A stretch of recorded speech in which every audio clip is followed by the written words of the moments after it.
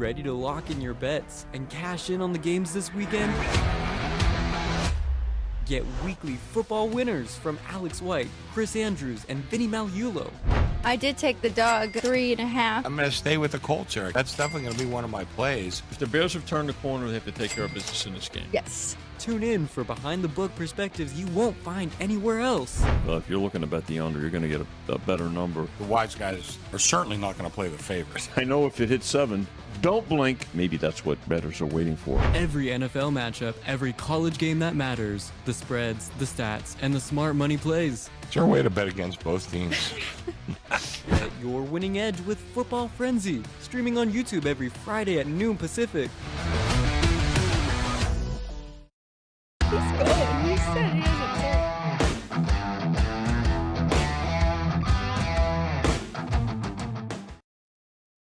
Welcome in, everybody. Thanks so much for joining us. This is Football Frenzy on a Friday. Sports by the Book. We are live from the South Point Hotel and Casino.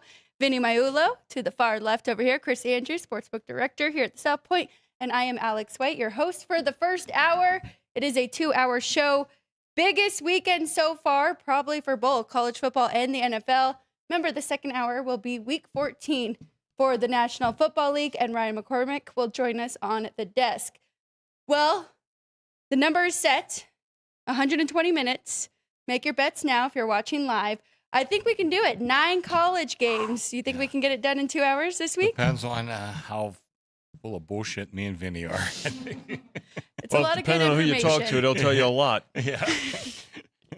How are you guys doing this week? Good. Good, Alex. Last night was kind of a break-even game for us in the book. The over kind of hurt a lot. All the props came in, so the props hurt us. But the game itself, we kind of broke even. Good two-way action, -3, +3.5. Yep. We need, like I said, we didn't really need the under for the bets, for the sportsbook bets, but all the props just kicked in, and that's where we kind of got hurt. But it's a great game. So great start to the weekend. Fantasy football mentality game, right? Really a lot of players on both teams involved in people love to root for points for their fantasy team and in the game last night. So, but it's a new day. There's always another set of games, Alex. 4 games tonight in college and 5 tomorrow. What would you guys say to people who feel like this weekend isn't as meaningful as it once was now that we have expanded to a 12-team playoff? But of course, I mean, we've got the American. It's very important. The ACC could determine a lot. And even James Madison playing for a chance to be in the playoffs. Yeah, I think people that say that, I think they have the wrong view of how all this works. I can tell you this. When Alabama and Georgia line up, that game's going to mean something to every one of those players. When Indiana and Ohio State line up, that game's going to mean a lot. Now, I know the loser probably is just going to be the 4 seed. Right. Maybe the 5. So if you're looking at that way, okay. But I'm sorry. When these guys take the field and all week studying film and practicing hard, I mean, that game means a lot. That really does. And BYU and Texas Tech, you think that game doesn't mean a lot? Oh, yeah. BYU, I think, first of all, I like BYU in the game. Secondly, if they win, they go to the playoffs. If they lose, they're out. They're looking at maybe a New Year's Day bowl game, something like that. But I think this weekend's tremendously important. And, you got, like a quote-unquote minor game, North Texas and Tulane. And those coaches are moving on. Those players, I think, have had great years. And, I mean, that's going to be a hell of a game. Total 67 in the game. I mean, that's going to be a great game to watch. Alex, it's a different handicap in some aspects, and Chris hit on some points, right?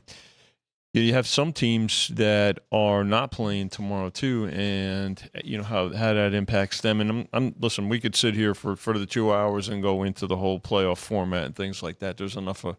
Here's how Chris and I look at it. Give us the matchups, and we'll give you the numbers, and let a lot of other people have their opinions on that. Right? We had controversy when there were only 4 teams who was left out. Right. There's going to be controversy when this committee decides to go to 16 games. There's still going to be controversy as to who got left out. So, again, let's focus on what is. And Chris did a great job. The team put up the FCS games for this weekend too. So the different handicap is trying to look into certainly injuries, right?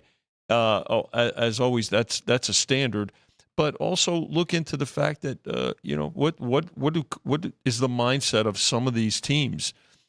Coaches moving, who's not going to be able to coach, which players are looking to in these cases move on to other schools, try to garner that bit of information too. So it's still there's a point spread attached to it, so there's a handicap to be had. And you mentioned having the FCS games here at the South Point as well, because you've got a lot of people staying here from Montana, from Texas, so it worked out very well. The Dakotas. There's, what do we count today? Four Texas teams. Texas teams. I think 4 from the Dakotas, 2 from Montana. Yeah. We got a lot of these people. We're already getting requests to have these games on TV tomorrow, which, we will. And by the way, Vinny, I want to add one more thing. In a couple weeks, a couple months, we'll be picking 68 teams, and number 69 is going to be pissing and moaning just like no question about it. Here. No doubt. There's always a cutoff. But I do want to say one thing, though, and I hear a lot of guys saying this, and I've mentioned before, I don't like it. The bookmakers should be involved. We should have somebody from Vegas on the committee to say power rate. No, we should not. The only reason they should call upon us is to judge strength of schedule. That I would agree with. But we should not, nobody from, quote unquote Vegas or any bookmaker should be involved in the selection process. Like Vinny said, give us the games and we'll make a number. But that's your job. You do your job, let us do our job. But if you want to tap into how it affects strength of schedule, I'm all for that. I think that's fine. Yeah, I agree. The power rating, right? Because let's face it, there's going to be teams that don't make the playoff that would be favored over teams that do get in. Well, that's kind of why they're in this mess, because they're using a little bit of a power rating with Notre Dame, and it's still, you can't take away the head-to-head, right? And Miami's still a very good team too, but they're kind of stuck on that, their power rating and how much they'd be favored. So we'll see what happens. I believe it'll all work out. Duke has a crazy way of making things weird. We'll see if they do again this week. It's been a up and down season for them, but we know they do have the players there. So we'll get to that. That is a Saturday game, of course. Let's get started with the games today. First one on the board is the Conference USA. Now, what Kennesaw State has done this year and Jerry Mack is pretty incredible. Here they are in the Conference USA championship game against Jacksonville State. Got to give them their props too. Of course, Rich Rod moved on. Right. They won it last year, and they're back here with a first-year head coach. So what are we thinking in this one? Chris, Kennesaw State is a 2.5-point favorite. This is in Jacksonville, Alabama. Total 60.5. We are expecting points from both teams here. Well, I was going to say these first today, all of today's games are at the home team. The team that had the better record in conference, or however they deemed the priorities for the placement. I like Kennesaw here. I think when we opened this game pick, the money came in quickly on Kennesaw. Just let me check where I started Kennesaw for the year. They are 8 points better than where I started them. And, and they were kind of I didn't know where exactly to start them at. Right. Because they're kind of new. And my record keeping on Kennesaw was, far from perfect. I'm looking at Jacksonville. Jacksonville is actually 5 points less than where I started them. So I like Kennesaw in this game. I personally made the number 4. I did move it quickly. We opened it pick, just because I said my confidence isn't like brimming over the top with either one of these two teams, so I didn't want to be too far from the market. But we opened it pick, and some sharp guys bet me right away. So we're up to 2.5 on this game. I have not seen any threes yet, at least that have lasted more than just momentarily. But I think we might get there by 4 o'clock today at kickoff time. Bit of a payback factor, right, from November, the middle of November, Alex, where both these teams were undefeated. They were playing for positioning. They were playing for this home game, right? And so Kennesaw was, I think, a 3.5 point favorite at Jacksonville State in that game, and Jacksonville State won 35-26. So maybe there's the money coming in on Kennesaw now has a lot to do with that. It's tough to beat a team twice in the same season. But Jacksonville State's kind of really owned this matchup really in the last couple of years in Conference USA. But to Chris's point, quick movement, early money and quick movement on Kennesaw in this game. I thought I really liked Jacksonville State. My number not as high as yours on Kennesaw State. And to your point, Chris, didn't really know where to start them, right? 2-10 last year. That's why it is so impressive what they did and the evolvement in just 1 year. But diving into the number of that, so thank you, Vinny. 6 of the 9 games will be rematches. We'll try and bring those up as we go through the title games here. But Jacksonville State won 35-26. The Owls outgained them 579 to 451. 4 turnovers for the Owls in that one, so that could be the difference maker. And I thought maybe Jacksonville State's defense was just one of those defenses that's created turnovers, but it was very unlike their quarterback in Amari Odom, who has just 6 on the year. So 4 of them in that game. They do get a redo here. Might like the 3, just thinking it could be a close field goal game. Jacksonville State, great run first offense, 4th most rushing yards. I mean, they're ahead of Army, so that is their identity. We'll see how this one goes, but I think that's why people like the over too, because did you hear those yards? 579 to 451. Wow. Kind of a strength on weakness for both of their offenses. Total 60, so it's not going to be a slam dunk. You got a long way to go. That's very true. You better have some courage. You're going to bet this game under. I can tell you that. That's very true. Just a couple punts, right? And you're in trouble for that over. All right. So Chris is leaning to the favorite there. I'm probably going to stay off of it, but if I find a 3, I might jump in. Let's go to James Madison here, Sun Belt. And this is the only conference that does still have divisions. So Troy was pretty fortunate to get in this one. That is why you're seeing such a big spread. James Madison, a 24-point favorite in this one. I do think Old Dominion, I kind of talked about with Chris Felica earlier this week. We both agreed Old Dominion's probably the second best in this conference. So a little bit of a gap here. I really tried to make a case for Troy. I don't love the fact that they've been switching off between 2 quarterbacks the entire year, and they're 101st in run defense. James Madison, another good running team. So, Vinny, what are you seeing? I think it's been one-way action on JMU. 22 wasn't enough. 23 wasn't enough. It's up to 24. Well, not so long ago when Madison moved to Division I, right? And they weren't allowed to play in a bowl game. They weren't allowed to. Well, it's good to see the fact that they are able to participate in the postseason, not going to the playoff, but also the biggest favorite on the board this week. So, really, one in these playoff games, one-way traffic, a little move to the under, which is a little surprising. You've got a 3.5. Touchdown favorite here, and the money came in on the under, and that's probably thinking that Troy is not going to do a whole lot offensively. But by the same token, if you like Madison, it just doesn't correlate, right? That the game would be bet under. So that tells me that, in all likelihood, Chris, I think we'll see some over money as we get closer to a kickoff this evening. Well, considering the money is on the favorite, and I think the number's a little high. I made it 20. I think it's a little high, but it's supposed to be really cold weather there, which these southern boys are maybe not all that used to. But I think the temperature's supposed to be in the 20s. The wind does not look to be that big of a factor. But, man, that's, I don't think these kids are used to playing in 20-degree weather. I think that may hurt the total a little bit. But like I said, probably gun to my head, I would play Troy. I'm not ready to jump on it. I think the number just got a little high, up to 24. What's the total in the game?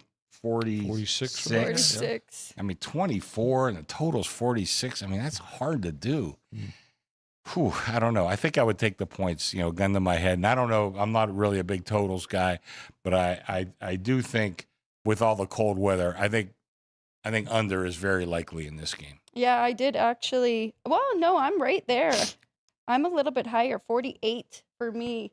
For my made total, but Kenny White's is 43, so his is okay. But even at 48, 24 is a lot of points, to be laying in a game where the total is 48. So I do have to mention, because I brought up Old Dominion, and that's because Troy was shut out by Old Dominion earlier this year, 33-0, and they ran all over them. And then if you look at what James Madison did to Old Dominion, they beat them by about 2 touchdowns too. Yeah. So I'm not a whole ABC kind of comparison to use, but I'm with you. I thought it was too many points. I made it 20, but really dove into it, and I'm gonna stay away from that. 33-0, that's favorite and under. So, favors and under. So it That's does right. happen. It does happen. Sure. And have to mention, if Duke were to beat Virginia, it's probably going to be the winner of the American that we brought up, and then it'll probably be James Madison for that 12th seed in the playoffs. So they might be trying for a little bit of Style points there too. But again, that head coach is moving on after this season is done too with JMU. Troy's coach. But he's done a hell of a job. There. He really has. Yes. He has. All right, let's go to the American happening here tonight. North Texas and Tulane should be a great game between these two. North Texas, one of the best offenses in the country, not just in this conference. What we've seen from Drew Metzmeyer's been fantastic, leading, I think he's like top 3 in passing yards on the year. Tulane, though, very good. They've got BYU's old quarterback in Jake Retzlaff. Mm-hmm. What do you like in this one, Chris? North Texas is the favorite at 2.5. At the beginning of the year, Tulane was my pick to be the team from the lower Group of 5. the group of 5. They really haven't disappointed. They've been fine, but North Texas to me came out of nowhere. Let me see where I had them rated. Probably not all that high, but their quarterback is just a fantastic story. It was a guy that was pretty much unrecruited out of high school, and North Texas, okay. They're up 14 points from where I had them at the beginning of the year. I mean, that's one hell of a move. I haven't gone through to evaluate every single team. That's got to be one of the absolute highest. But Tulane has been good all year. That being said, I made North Texas a 2-point favorite. So it's like 2.5. I mean, obviously, that's cutting it a little too close for me. I'm really looking forward to seeing this game. These teams should light it up. And you talked about the former BYU quarterbacks at Tulane, the kid from North Texas, like I said, unrecruited. Yep. Great story there. Coaches are moving on, but I think this is just going to be a terrific game, and this would be the one to watch tonight. Definitely. Highest total of these playoff game of these conference tournament championships. And, North Tech, they didn't play each other head-to-head this year, Alex, but Tulane won the last couple of years head-to-head. I think you're going to see a game here where North Texas is going to just press. Just both these teams are going to try to push the ball down the field or upfield, and that speaks to the fact that the total is the highest. No coaching bump for either side because both of these coaches are moving on after this. Eric Morris got the Oklahoma State job, so moving from North Texas to there. And then Tulane's coach in Summerall, he'll be going to the University of Florida. So kind of just crosses each other out in that regard. I do like Tulane getting the points. I think it'll be a close matchup between these two. They are the better defense. Whether or not they can slow down this offense is yet to be seen. They did lose to UTSA. But they lost the turnover battle in that one as well. And North Texas has only lost to South Florida, 63-36, also lost the turnover battle. But they really had a hard time stopping Byron Brown, who is a dual threat quarterback. And I think Tulane will try and use that against them. I remember had North Texas in that game. Yeah. And but there was about a 5-minute period where they completely fell apart. And Cost them.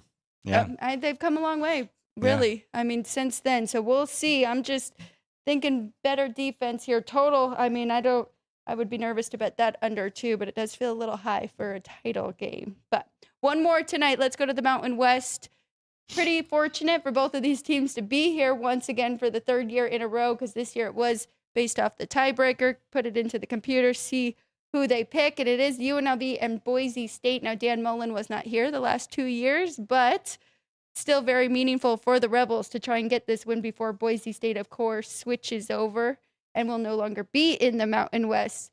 Looks like it's been one-way traffic, Vinny, for the Broncos because their starting quarterback is coming back. He's missed the last 4 games, Madsen. So they're a 5-point favorite here at the South Point, and the total 59.5. Yeah, they bet Boise, and they're probably going to continue. And Boise did beat the Rebels in cover earlier this season in the middle of October. In fact, Boise's, I think they've won and covered the last 4 head-to-head against the Rebels. They've had their way with the Rebels, and not a real surprise, especially with Madsen coming back. I think it's going to be one-way traffic. What's the threshold to get UNLV money? Chrissy, I don't know if it's going to probably got to get to 6 or through that because there'll be this. So this is the 5 o'clock game. I kind of wish it was a little bit spaced a little bit more from the there's 2 4s and 2 5s today, but there'll be a little bit of an indication, maybe carryover indication going to it, Alex. But yeah, this is Chrissy, all Boise. We're going to need the Rebels tonight. All Boise, and I do see 6s in the market. There you that go. are starting to show up. So right now that doesn't seem to be stopping them. We're still at 5.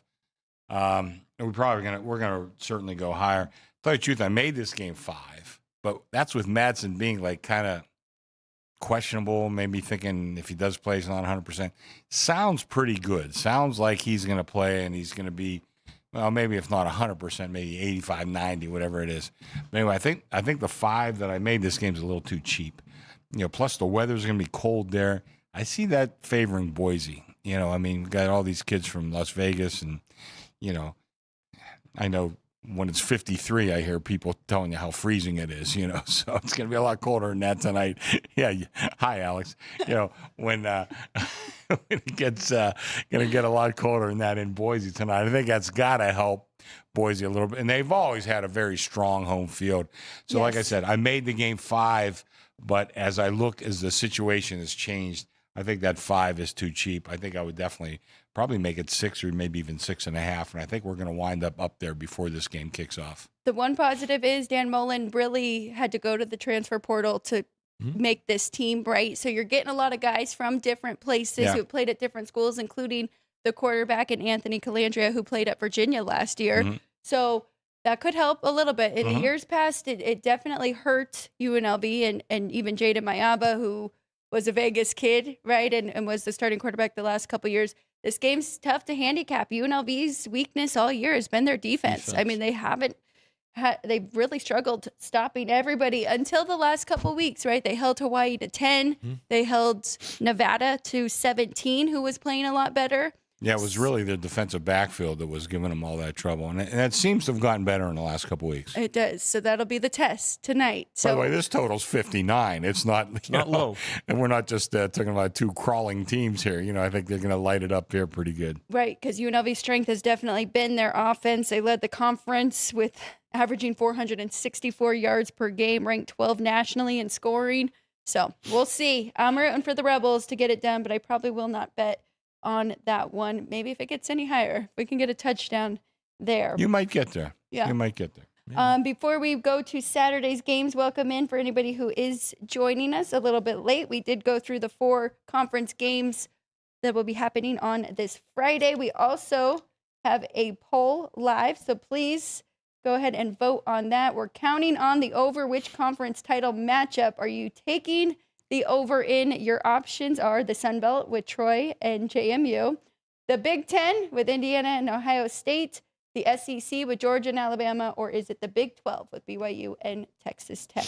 So 3 of those we are going to get to right now with a nice little breakdown to see what we all like for tomorrow's games. All right, let's get to it. First one is that Big Ten, and it is a rematch here between the Cougars and the Red Raiders. In the first one, Tech won 29-7. Now the big question, so this one is not in Lubbock.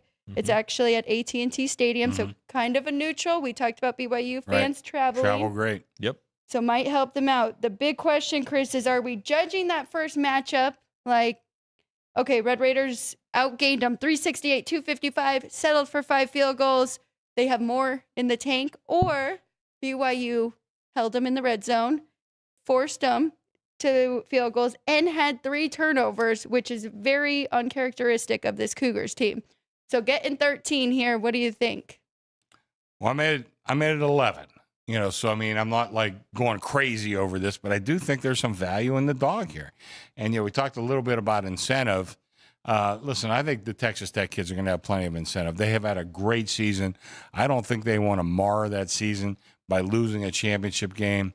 But just at some point, that number just is a little bit too high. Now, we've gone to 13 on the game. There's mostly 12.5 in the market. There is 13s. I saw actually an 11.5 earlier today. And I thought maybe we were going to get, we were at that resistance level where the money was going to come in on the dog. It did not happen for us. Matter of fact, I don't have much on the dog at all, which is kind of surprising because the BYU people. Well, I'll tell you the truth. Maybe the rodeo here at and the rodeo crowd may have kept some of those people. It was worth. By the way, let me just say real quick. Not only are we sold out this year, we're sold out already for 2026, and we're sold out for 2027. That's how big the rodeo is here at the South Point. So is that for this weekend or for the month of December? For the 14 weeks. days, whatever it is. Yeah. 14 days. It goes to December 14th. So it's actually 13 days. Okay. But yeah, it's sold out. And by the way, let me mention real quick. I'm Carroll College. We've got a lot of Montana people in town. Carroll College is in Helena, Montana, like walking distance from where my daughter lives. They're in the playoffs too, in the NAIA playoffs. They're playing Montana Tech. And that's, that rivalry goes back like 100 years. So we're not booking that game, but I wore it because we've got a lot of Montana people in town. And, I kind of like Montana State and Montana. I like them both. My allegiance is probably towards the Grizzly. But anyway, that's why I wore that. But your daughter's booking it up in Montana. No, don't tell the FBI that. They might be on It's a fundraiser. It's a fundraiser. Yeah. But anyway, so back to this. That may have kept the rodeo may have kept some of the BYU people out of the South Point, certainly, and maybe even a little bit out of town. I think a lot of those people may be going to the actual game in Texas. But the BYU fans travel very well. When they do come to Las Vegas, they bet pretty good too. But I just think this number is a shade high. I expect this team to really come out and play well. And if they don't turn the ball over, which I don't think they will, I think this game, I could see Texas Tech winning, 27-17 or something like that. That's the way I'm looking at that game. This game, part of the handicap, Alex, as we touched on at the top of the show, is who really needs the game more. Now it's BYU clearly, because a loss and they're out of the play, which is unfortunate because of the kind of season they had. Remember, this is a team that a lot of when you look at the coaches breakdown going into the season, this was a team that a lot of people had picked to finish last in the conference, and here they are with the identical records. I mean, the tiebreaker goes to Texas Tech because of the head-to-head win, but. Not that Texas Tech is not interested in this game, but let's face it, the reality is if they lose this game, they're in the eyes of the committee, I think they're still in. If you're BYU, you're certainly Duke fans. There's certain teams that are playing this weekend that there'll be some scoreboard watching. But part of the handicap is the fact that BYU is the team that needs this game more. If that it enters into some people's minds. But it's we went to 13, and it's kind of held 13 for the better part of the week. They didn't beat down the doors to take the 13. I can tell you that.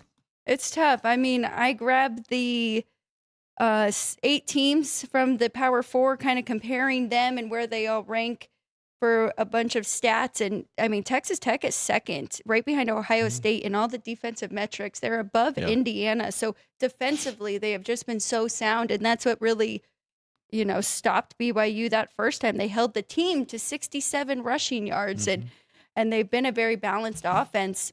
But Bear Bachmeier, I mean, I think they're going to let him scramble more. They're going to put it all out on the line. I mean, in the game against Utah, he had 64 rushing yards, and that really helped them get that win.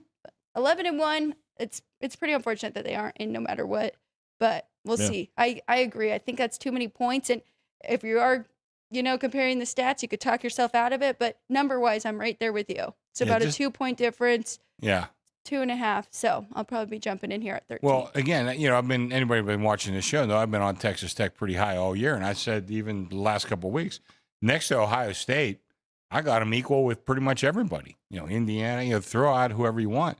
I mean, so I'm not knocking Texas Tech. I just think this number is, just a bump or two too high. I got a lot of respect for BYU and what they've done, and I think they keep this game tight. I really do. Well, and like we say, a game can kind of take on a life of its own, right? A couple turnovers for Tech. Maybe BYU gets a little bit of a cushion and lead there. I believe we were both on Tech for the first matchup when it was in Lubbock, too, laying the points. Sounds right. I think we might have been because, like I said, we've been high on Texas Tech all year. Let us know in the comments. We'd love to hear from you. We want to know which side you are on and if you are taking the points here with the Cougars and for the rest of the Power Four coming up here. But let's go to the MAC championship here. Miami, Ohio, and Western Michigan. I think this is going to be one of my best bets. I actually did a video for Sportsbook Wire for this one. I'm on Western Michigan here. 7-1 on the year. They are the best team, I believe, in this conference. Miami, Ohio, kind of a tiebreaker there. 6-2 finished the year. Now, they did beat Western Michigan earlier, but Yes. the Broncos at Miami, were up. at home, right? Yeah. At home. Yeah. Broncos were up 17-9, 10 minutes to go, and their quarterback, Daquan Finn, led them to a fourth quarter comeback. He is no longer with the team.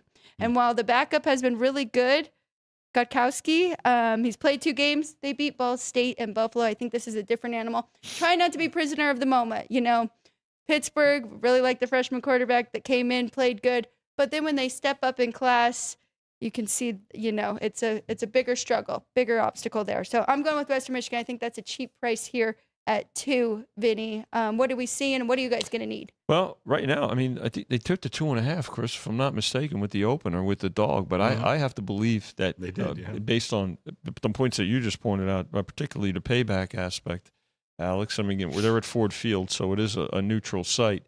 But I think there'll be Western Michigan money coming in, particularly with a bit more stability at the key position, quarterback position. So I'm a little surprised it hasn't come in sooner, but I think as we get close to kickoff tomorrow, overnight, I think it'll be overnight money. And this is a 9 a.m. Pacific start for us. I think there'll be Western Michigan money, Chris. Yeah, well, we opened at 2.5. They took it right away. I made this game closer to pick myself, you know, but I'm seeing right now in the market, it's 2 and 1.5, pretty much. The 2.5s are gone. If it continues this way, my dear, I'm going to be rooting for you because it looks like I'm going to need Western Michigan. But like I said, I made the game pick.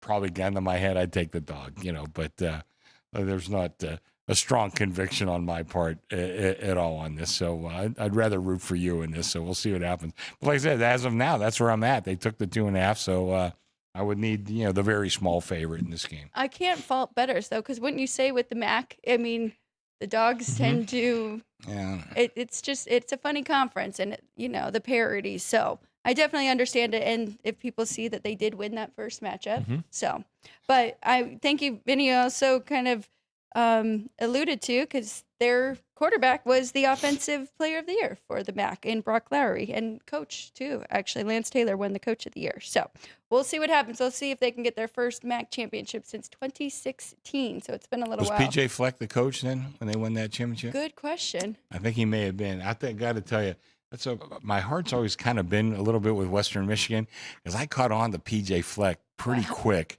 because I used to, and they've become less important now. The ratings for, you know, the signings, you know, he was clearly signing the best players out of the MAC, and I think he's a pretty good coach too. You know, but I just was on him, and I won a bunch of money betting on him when he was there. So I have a little bit of an affinity towards Western Michigan. But like I said, since then, you know, the NIL and the transfer portal become, you know, significantly more important than just, you know, the recruiting. Right. But you know, I always kind of liked Western Michigan. So PJ Fleck, of course, now with Minnesota. yeah. All right. 2, 3 more to get to here, and they are all in the Power Four. Let's start. We're going to Mercedes-Benz Stadium in Atlanta, Georgia, and Alabama. It hasn't really moved here. Georgia, 2.5-point favorite, Chris, and the total's 48. Of course, Alabama won the first one, 24-21. Yeah, you know, I've been watching a lot of the shows and listening, and even, you know, like some of our friends. I haven't heard what Bear likes in this game, but I do. Joe Fortin was a guy who I like to follow. I saw Joe on this morning show, and I've seen a lot of the shows. Virtually everybody, and I'm not joking, everybody is picking Georgia in this game. Yep. Everybody. Seen the same. Why are we not at 3 then? You know, why are we not at 3? Now, I made Bama a 2-point favorite in this game. I have a ton of respect for just everything about Bama. And I know Kalen DeBoer has been, you know, I don't know, been seen as, you know, faulty in some of the Bama fans' eyes. I think that's totally misguided. And nothing. I'm not knocking Kirby Smart or anything about Georgia, but I just, Bama went in once and beat them. Talking about the injuries, looks like there's injuries on both sides to me. Definitely. I don't see either team coming in here with, a clean roster with clearly better, starting positions than the other team. And like I said, sometimes I'm just trying to read the market. And if all these pundits and everybody that I've talked to, if it's such a slam dunk, why are we not at 3 on this game? But we're not. The 2.5 has stopped them, and the money line's $1.40 here at the South Point, which is not indicative of a 3-point favorite. I got to tell you. So I don't know. I think I'm going to go into this game needing Bama, and you know what? I'm going to be okay with that. Bama has won and covered the last 3 head-to-head. What's interesting too about this game? So they won at Athens, as Chris indicated. That was a big win for them. The question is this: Does Bama get into the playoff if they lose this game? If it's a close game, probably still. And they'll be a 3-loss team at that point too. So I can tell you this: BYU is a big Georgia fan. A team like a BYU, Miami's is rooting for Georgia in this game too, right? As a little bit of an aside. The one thing about this game that I would really watch closely is Georgia's center is out. That's right.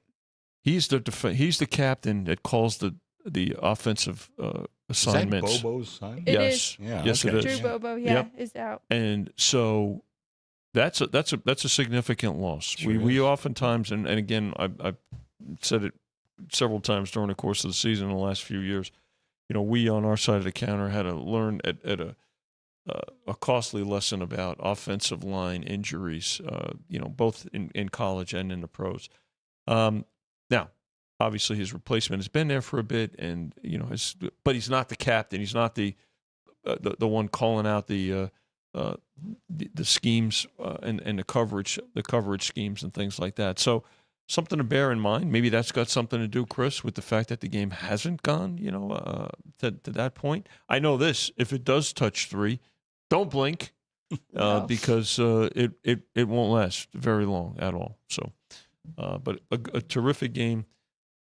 Again, a debate here. Why are these teams playing? And it's a disadvantage for some of these teams to be playing because of the possibility of injuries going into the playoff.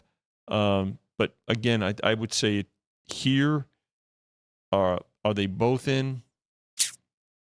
Maybe. I'm not so sure about Alabama. I don't think that they can keep Alabama out because they kept Alabama out last year when Good SMU point. lost their conference championship game to Clemson. They still kept SMU in, and then that kept Bama out of the playoffs. I think they would, give them the benefit of the doubt now, playing in the championship game. I think. I can tell you this, from our perspective, it's not going to, especially if it's a close game, it's not going to diminish or take Alabama out of the top 8 power-rated teams in the country. Mm-hmm. They're still going to have a high power rating. So, that's on our side of the counter. I would say this. Let's say Bama loses, Georgia wins. Well, Bama can say, we beat the SEC champ at their stadium. Mm-hmm. That's So true. forget we have 3 losses. The SEC, okay, it's either them or the Big Ten. Well, part of the Big Ten this year, had the best team in the best conference in the country. We beat them at their stadium. How can you rule us out? And I don't think they should be punished for making the championship game. Like I said, I think for them to be out, I think would be ridiculous. And and I know there's a lot of moving parts here. But one of the moving parts should be Bama is in. I can tell you that. I'm with you. I still have Bama power rated higher than Georgia slightly. So, if we're making a number on a neutral, then I've got Bama a slight what I got. favorite in this one. I got them a 2-point favorite. And I made the mistake last week. I was on A&M, and the more desperate team, kind of like Vinny was saying earlier, right? And Alabama is, because Georgia's in. The worst that can happen to them is they won't get a top 4 pick. They Right. won't get a bye week. But then they get to host a game. So is that so bad? And then I mean, with the center being out, we saw their offense just struggle against Georgia Tech. They put up 16 against a defense that definitely has their flaws.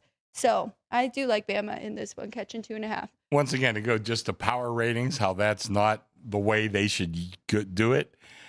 I have Utah rated power rating like about 6th or 7th in the country. And I'm not making the case for them to be in the playoffs. But, were they to play on a neutral field, they would be favored over a lot of these teams. But they don't deserve to be in. They lost 3 games. No, but you know what, Chris? That kind of helps BYU's case because they beat them. Yeah. So maybe they really do deserve to be in. Okay, we've got just 2 more here, so let's keep it moving. Let's go to the ACC. This is the crazy one, but I have to say, I have a feeling this could end up being a very good back and forth game. We saw it once already. Didn't really play out that way. Virginia won 34-17, outgained Duke by at least 150, maybe 200 yards in that one. But at the Bank of America Stadium in Charlotte, North Carolina, what are we thinking for this one, Vinny? What are you seeing movement-wise where Virginia now a 4-point favorite over Duke? All Cavaliers. Right, open 2.5, and they laid everything up to the 4. So I think the other part is I think Diaz obviously did not get a job for he's going to remain at Duke, so he can totally focus there now. No distractions for him or his players. Kind of like you look at this, you look at the overall records. Duke is 7-5, and they're in a title game, but they only had one conference loss, right? So. And as did Virginia. So you mentioned it, Alex, head-to-head. That game was at Duke earlier this year, where the Cavs prevailed. So again, now we're looking at these sites, and these are still neutral sites. All these teams are going to travel. So I don't think that there's a situation where one team is going to have the crowd in their favor. So. But so far, from our side of the counter, it's been all Cavs. Not a real surprise. What that threshold is, maybe 4 is kind of a key number. Maybe if it gets higher than 4, goes through 4, then maybe we'll see some Duke money. I haven't seen it go through 4 yet. There's still some 3.5 in the market. I'm going to bet up to this. I opened the game 2.5, Virginia. I made the number 2. So now we're getting up to 4. I don't know. It's a little high. I'm not sure if I'd be out ready to plunge on Duke, but Vinny mentioned Manny Diaz, the coach. I was kind of hoping he wound up at Penn State. I know he has a history at Penn State, and I guess Penn State right now, looking at Campbell from Iowa State, I don't think it's a done deal yet, though. No, I don't think as of this morning, it wasn't. I still was kind of rooting for Diaz. I think he's done a hell of a job at Duke, which has not been it's not the easiest place to go in and win. Right. Mike Elko did a great job, and when he left, I'm like, boy, they're going to drop back down. Well, they dropped a little bit, but not much. I mean, they're still a pretty good team, and they've pulled a few upsets. They're always one of those teams that can surprise you. I guess I think the number's gone a little too high at 4. So probably if I were out there, if I were to play, which I'm not going to, but if I were to play, I would be on Duke plus the 4.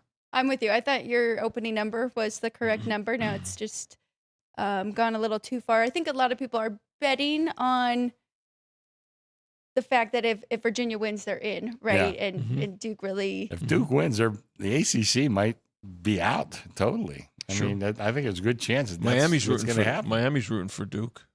Yeah, you think right? so? When you think they have to, right? Yeah. They have to be, right? So I think BYU. That's the only way that they right? get in. Yeah. But Notre Dame is rooting for them too. There's several schools that are Duke fans for sure in this one. Yeah, and Miami's a big Texas Tech fan because they want to hop over BYU to be right next to Notre Dame. I brought this up earlier, actually on this show in Cofield, but I just think it's fun, a little nugget here, because these two quarterbacks, Duke and Virginia, of course, we have Darian Mensah for Duke and Chandler Morris for Virginia. Well, they came from 2 smaller schools who are also playing in Tulane and North Texas. So they played last year against each other, in the American. Now here they are in the ACC. I playing can't against keep each other. track anymore, Alex. I'm glad I have you to tell me these things. And then Virginia's quarterback is now here at Is it UNLV. Yeah. playing Okay, in that a- one I followed. I got that one. So a lot of that's the good part, right? That's what we do like about college football right now. Does it work at one? Could work very well in a different system at a different school, and you get to play right away. By the way, just a little aside, I was reading today, and I think it was The Athletic, talking about how the NFL coaches and general managers and whoever's in charge of the draft, they're encouraging these kids to stay in school. First of all, a lot of them are making pretty big money. Plus, we've seen it. These kids that come in prepared are much better from the get-go than like the Anthony Richardson is like the poster child for, 7 or 8 games, something like that, despite all the talent in the world. I mean, it's a lot more than talent to play NFL quarterback. We'll look at Bo Nix, who we know may not be as talented, but he's got the poise in the fourth quarter, and that probably comes from 6 years of college football. Yeah, Peyton loved him. That's the guy that he went after, and he's seemed to fit this team well. Yes, very, very well. We'll see if they can keep it going right now. Just behind the Patriots at the top of the AFC. All right, we've got one more, and it's the biggest game of the weekend because it's the first time in quite some time that we've had the number 1 and number 2 team playing against each other in their conference championship game, and it is Indiana taking on Ohio State, and they are only a 4.5-point dog here in this one. Now, it did open 6, and I have to agree with the bookmakers. I think that was closer to the number, but the bettors, Chris, they sure love the Hoosiers in this one, and I've heard a lot of people calling for the outright upset. You're right, they are. To tell you the truth, my numbers came to 5, but I think I was talking to Vinny before we opened. I said, my numbers come to 5, but somehow I think 6 is a better opening number. I really just the Ohio State, their history. I just had a little more confidence in them. We've talked about it on this show, how they've figured out ways to win games. They haven't screwed it up. I mean, I go back to that Washington game where I had Washington in that game. That was kind of a close game. But Ohio State just figured out how to keep the ball away from Washington and never let them get back in the game. And Washington's a team I like, and I still like them. But that was the game that, to me, and what did Ohio State, they only scored about 25 or something in that game. So it wasn't like this big blowout or anything like that. But just watching them, I was very impressed with their style of play. That's why I thought 6 was a better opening number than 5, even though my numbers came to 5. And I always say, your power ratings just give you a place to start. That's all it does. But all the money has been on Indiana. And it's not too often I go into any of these games, any big games, rooting for Ohio State. But it looks like I'm going to be rooting for Ohio State here. But, that being said, I mean, it shows you the difference, though. I had Ohio State a 5-point better. Indiana was my second rated team. They and Texas Tech had the same rating. So I no disrespect to Indiana, but and Cignetti's going to be everybody's looking for the next Cignetti. That's who they're looking for. But it's starting to get a little low, 4.5 and 5. I mean, if it touches 4, which I think it might. I would like Ohio State in this game. So they didn't play each other this year during the regular season. Ohio State beat Texas. That was a number 1, number 2, right to start the season. We know that Indiana beat Oregon at Oregon in October. Any other common opponents they've had, they both defeated. By the way, the last time that an Indiana team beat Ohio State was 1988. Lee Corso. Think about that. Corso might have been there before he was putting on mascot heads. That might have been post Corso. No, I think it was because he took a picture. Remember he took a famous picture with him when he's up 6-0 and he's like talking to his bench and he had somebody take a picture because the scoreboard was in the background. I think the final was like 40-6 or something. But the point is that, and I don't, I look at that historically. So psychologically, that's there. They didn't play this year, but Ohio State won last year. The only time Cignetti faced them in his brief tenure was last year, 38-15 Ohio State. I think both these teams particularly defensively, are better this year than they were a year ago. At some point, there'll be some Ohio State money. I think it's a great game. It's a great game to book. In fact, I'd rather book this game than a couple of the NFL games we're going to talk about in the next hour. But also, I think this game is going to at least have the committee reassess how they go about things. I mean, at some point, do conference championship games go away because of the playoff? Especially if the playoff goes to 16 teams. Now, nobody gets a bye. I don't think anybody will get a bye, right? So now you're going to have, if you have 16 teams, there's 8 games. So, because some of these teams, so right now, both of these teams have a first round bye. Yes. Does the loser still have a first round bye? I don't know. I guess it depends on how this game plays out, if it's too one-sided, and how the other games play out too. So, but all that said, a terrific game to book, both undefeated, and all like right now, to this point, it's been all Indiana. But at some point, Ohio State money will show. We have public teams in the pros that we oftentimes talk about. We do have them in college as well, and Ohio State's one of those public teams. So to your point, Chris, they're 5th, Ohio State, in time of possession, about 34 minutes per game, and they are number 1 in seconds per play with the slowest, most methodical tempo at 31.8.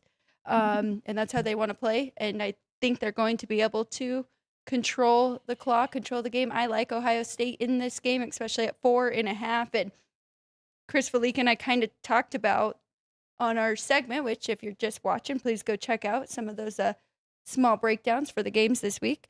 But last year, 38-15. Are these two that different from last year, right? Well, I think Vinny said it. That I think both teams are better defensively. Definitely. Absolutely. I mean, I think there's no question about that. Defense is obviously going to be very important.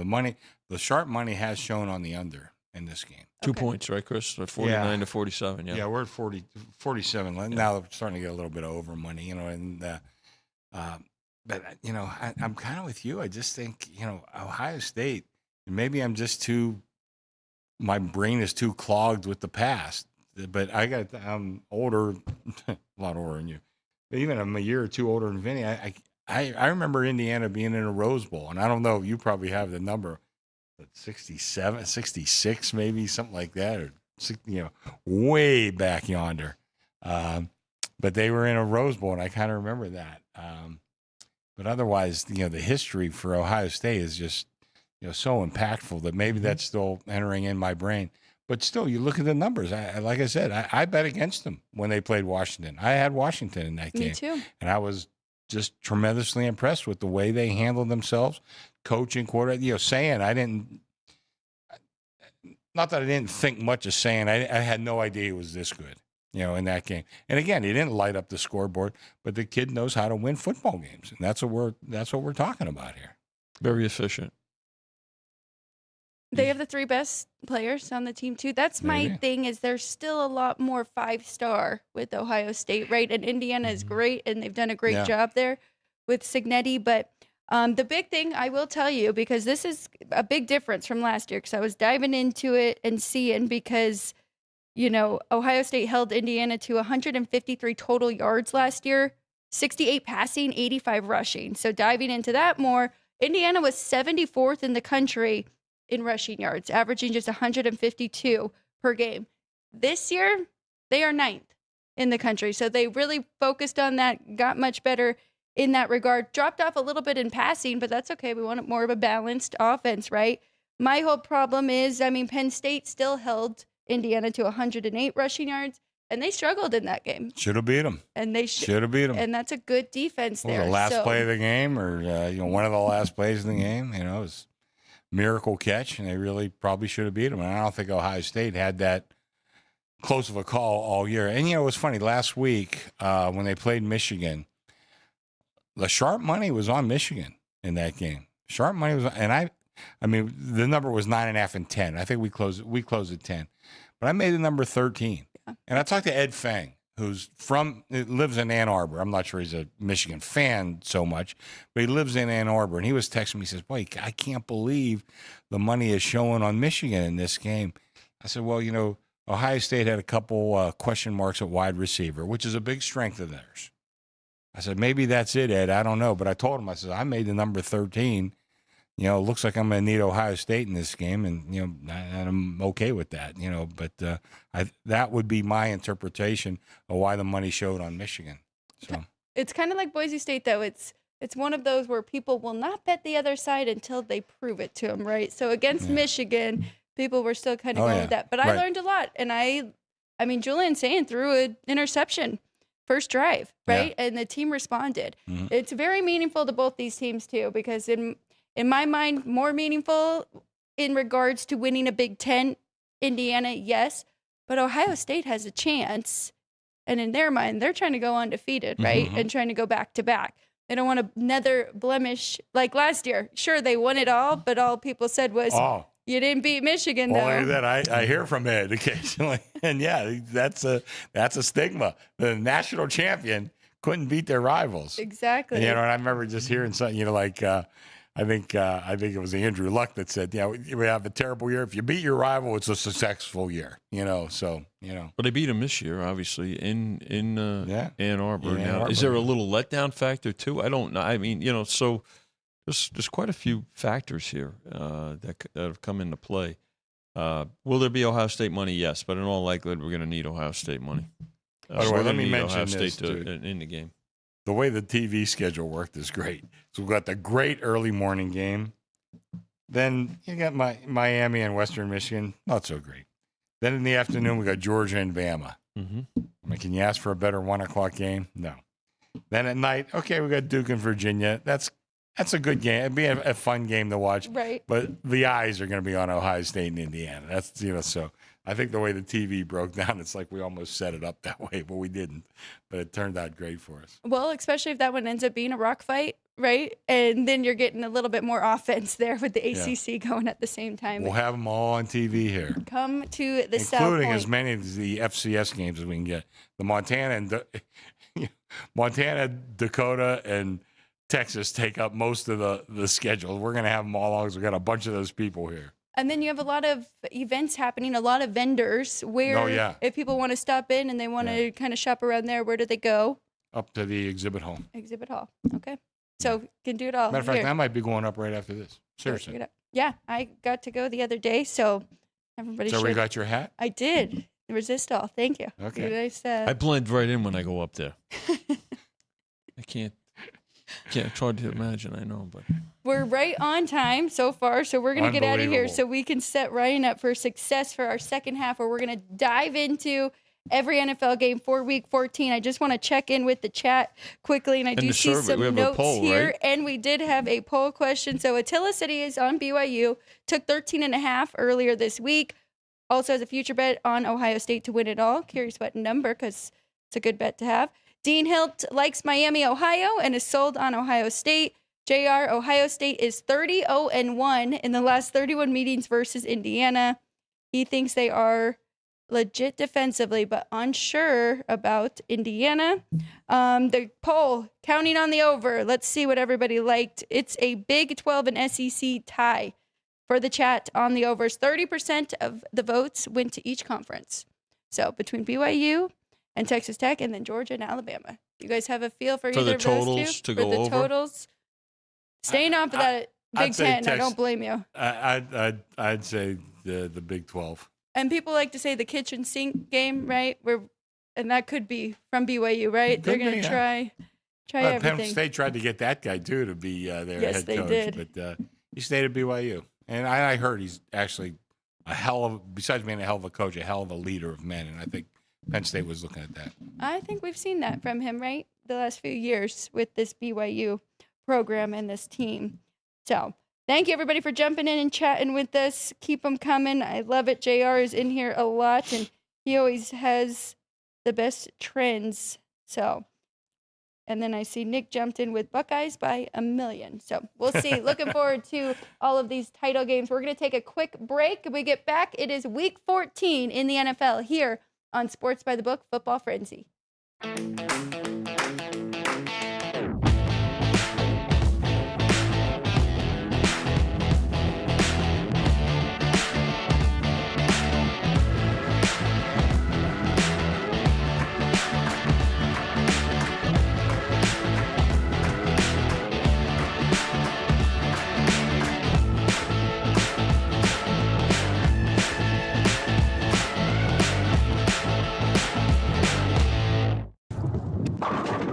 South Point Casino has plenty of attractions for the whole family. Catch a movie. Our 16-screen movie theater includes 2 XD Extreme screens for the ultimate in viewing, sound, and luxury. After the show, treat the family to a variety of treats at our old-fashioned ice cream parlor, Kate's Corner. We scoop up a variety of creamy concoctions, including smoothies, hand-dipped cones, milkshakes, malts, sodas, and sundaes. At Kate's, there's something for everyone. And if you've still got time to spare, our bowling center might be right up your alley. Voted Best of Las Vegas, it's a great place for friends and family fun. 64 lanes, a pro shop, snack bar, and arcade. And while the kids are bowling, you can play slots and sip on a drink in the Alley Cat Lounge while overlooking the lanes. For our more serious and professional bowlers, the South Point is also home to a separate tournament bowling plaza. Heading to Las Vegas to catch the action at Allegiant Stadium? Skip the traffic and the sky-high room rates of the Strip. Book your stay at the South Point Hotel, Casino, and Spa. The South Point is located just 7 miles away from the stadium, and it's a quick trip up the freeway, making it an affordable rideshare or taxi ride. And don't worry about getting here when you land in Vegas. We offer a convenient airport shuttle to get your getaway off to a stress-free start. Shuttles are also available on Raider game days for a small fee. So whether you're rooting for your team or seeing your favorite band in concert at Allegiant Stadium, South Point Hotel, Casino, and Spa is your ticket to all the excitement.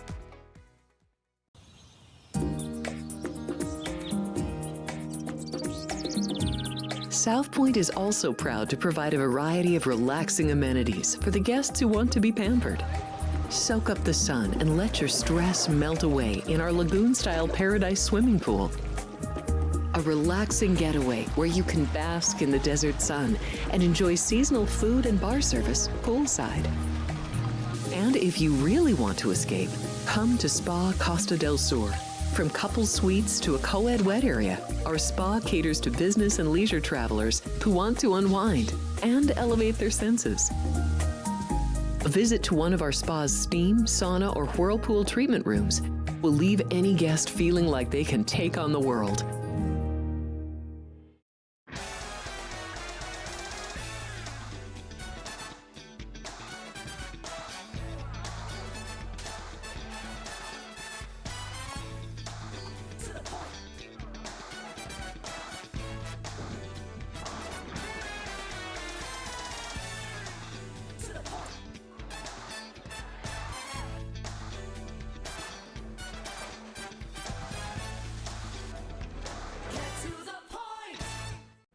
Are you ready to lock in your bets and cash in on the games this weekend?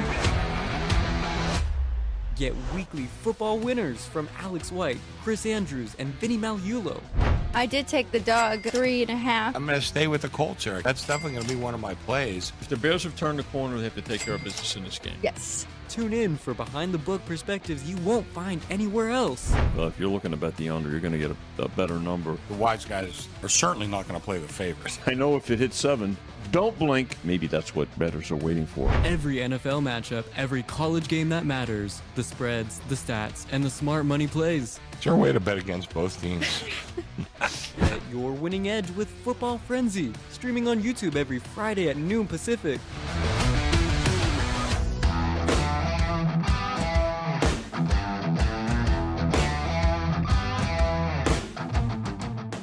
Officially into hour number 2 of Sports by the Book Football Frenzy. It is the NFL hour, and we are going to get straight into it. We'll first recap last night's Thursday Night Football game between the Dallas Cowboys and Detroit Lions, find out where Chris Andrews, director of the Racing Sportsbook here at the South Point, what his results were for last night. But 44-30 final was the score last night.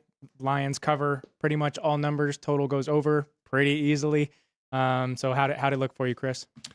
The game itself was pretty much a break even, but with the game going over by a mile the way it did, all the props killed us because everybody loves to bet the over. So a lot of over props that hit, and it wasn't a great day. But I got to tell you, we had a lot of teaser play on the Cowboys, which doesn't click in until that second game is played, because a loss and a tie here at the South Point. I can't speak for everybody else, but here at the South Point, loss and a tie is money back. So I know a couple guys that are rooting for some ties in their teasers for the next couple of days. All right. But overall, it was a great game to watch. I really enjoyed it. And we're going to get into this a little bit later. And something I've said, I haven't really emphasized it too much, but be careful betting momentum in the NFL. You bet it in college and probably do fine. Be careful in the pros, because all the momentum, and again, all the talking heads, they love Dallas. They love Dallas. Played a couple good games. A couple. Detroit was a very desperate team. I mean, both teams were life and death, to make the playoffs. And even now, Detroit's only, I think someone else is like a 51% chance of making the playoffs. Yep. So they were life and death. But a lot of the professionals were on Detroit, and a lot of the public was on Dallas. Like I said, be careful betting momentum, and we'll have a couple more of those coming up here. Well, I will admit I did fall for it last night. I did play the Cowboys, but I was also thinking Amon-Ra St. Brown was not playing. Right. So when he was ruled in, I did manage to go in and place the same game parlay of his yardage over and Lions money line to get that unit back. Oh, so you're another guy that beat us. Thanks a lot. That's great. But we'll go from. He jumped on the show, didn't he? Wasn't able to give that one out on the air, so everyone still thinks I gave out the Cowboys minus the 3.5, which I did, but didn't work out there. But we'll go from one NFC North team that beat an NFC East team to one that is now favored NFC East to NFC North. The Washington Commanders, favorite flip here in Minnesota against the Vikings. Open Vikings -2, total at 42. But now that Jaden Daniels will make his return, officially ruled as the starter for Sunday's game, it has now flipped to the Commanders 1.5 here at the South Point. So, Vinny, I'll go to you first. What do you think here? Well, Daniels over McCarthy, and Daniels coming back. So, look, it's not a real surprise here, because when you look at the most important position, which is the quarterback position, and most impactful position to the number, that speaks to it, even though he's been out. So the Vikings have absolutely struggled with and without McCarthy. So now the game is in Minnesota. Tough task to come back to from an injury on the road. But hey, listen, this is a game where you look at it and you say, really, how much interest is there going to be? And we talked about it in the previous hour. I'd rather, it's going to be a lot more fun to book Georgia and Alabama and Ohio State and Indiana. But it's still the NFL, and there's still a point spread involved. So people have opinions, and they'll get involved early, right, Chris? I mean, it's not going to stop them. Yeah, they're involved already once they found out Daniels is going to be the quarterback. I opened this game, I think I opened it 1.5. And that's what I made it with Mariota being the quarterback. And then with the flip, I think, so you're looking at like a 3-point differential, and I think Mariota's played very well. And Daniels, again, has been out for a while. We don't know really what we're seeing. I kind of like Minnesota in this game. And, talking about McCarthy, he's been very disappointing this year, and we all know they got rid of Jones, and they got rid of Darnold, and decided to stick with this kid. But this might be the kind of defense where he could get healthy against, because their past defense has been terrible. In Minnesota, I mean, their defense has been pretty decent, and I think right now, we might be asking a lot of Daniels coming in and replacing Mario, who, again, I thought played extremely well. And what's the total in this game? 44. I'm not really a totals guy. It looks maybe a little light to me, though, because I think both teams are going to be able to score. But I think this might be a good spot for McCarthy to maybe make some amends for the poor showing he's had all year. I got to say, I'm with Chris here with Minnesota, especially now that they are a dog. I thought it was the kind of a buy low spot for them, but I wasn't willing to lay any numbers with them. But now that it's flipped, I think it's kind of an overreaction, because what we have seen from Jaden Daniels so far this year and now Marcus Mariota, their numbers are very similar. So you can't give that full 3 points back right away. And it seems like the bettors have done that. So I like the Vikings. I think the defense of Minnesota, who has not been as good as they were in the past with Brian Flores, but I do think that they are still the best unit on the field here. It'll be just the third time this season that Jaden Daniels will get to throw to both Deebo Samuel That's and right. Terry McLaurin in his offense, let alone Chris Rodriguez and Zach Ertz and those guys. So I do think we'll be able to see some offense, at least from the Commanders' side in this one. But we'll move to an AFC matchup, the Dolphins and the Jets. Open Dolphins -2.5, total at 42. The Jets 0-7 versus Tua Tagovailoa, and Tua 0-8 in games being played under 40 degrees. So one of those is going to have to give. What do you think here, Chris? Again, is there a way for me to bet against both teams? Ouch. I went back and I looked because Miami's won a couple games in a row now, and I'm thinking, they have momentum on their side. And I made this game. I only made the Dolphins 1, and boy, it just shows you I don't think much of the Dolphins because we certainly know not to think much of the Jets. But I went back and looked and said, are my numbers that far off from the Dolphins?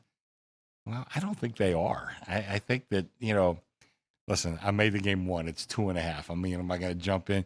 But if this game goes to 3, and I think we're going to see some 3s. Matter of fact, there's 3s in the market right now.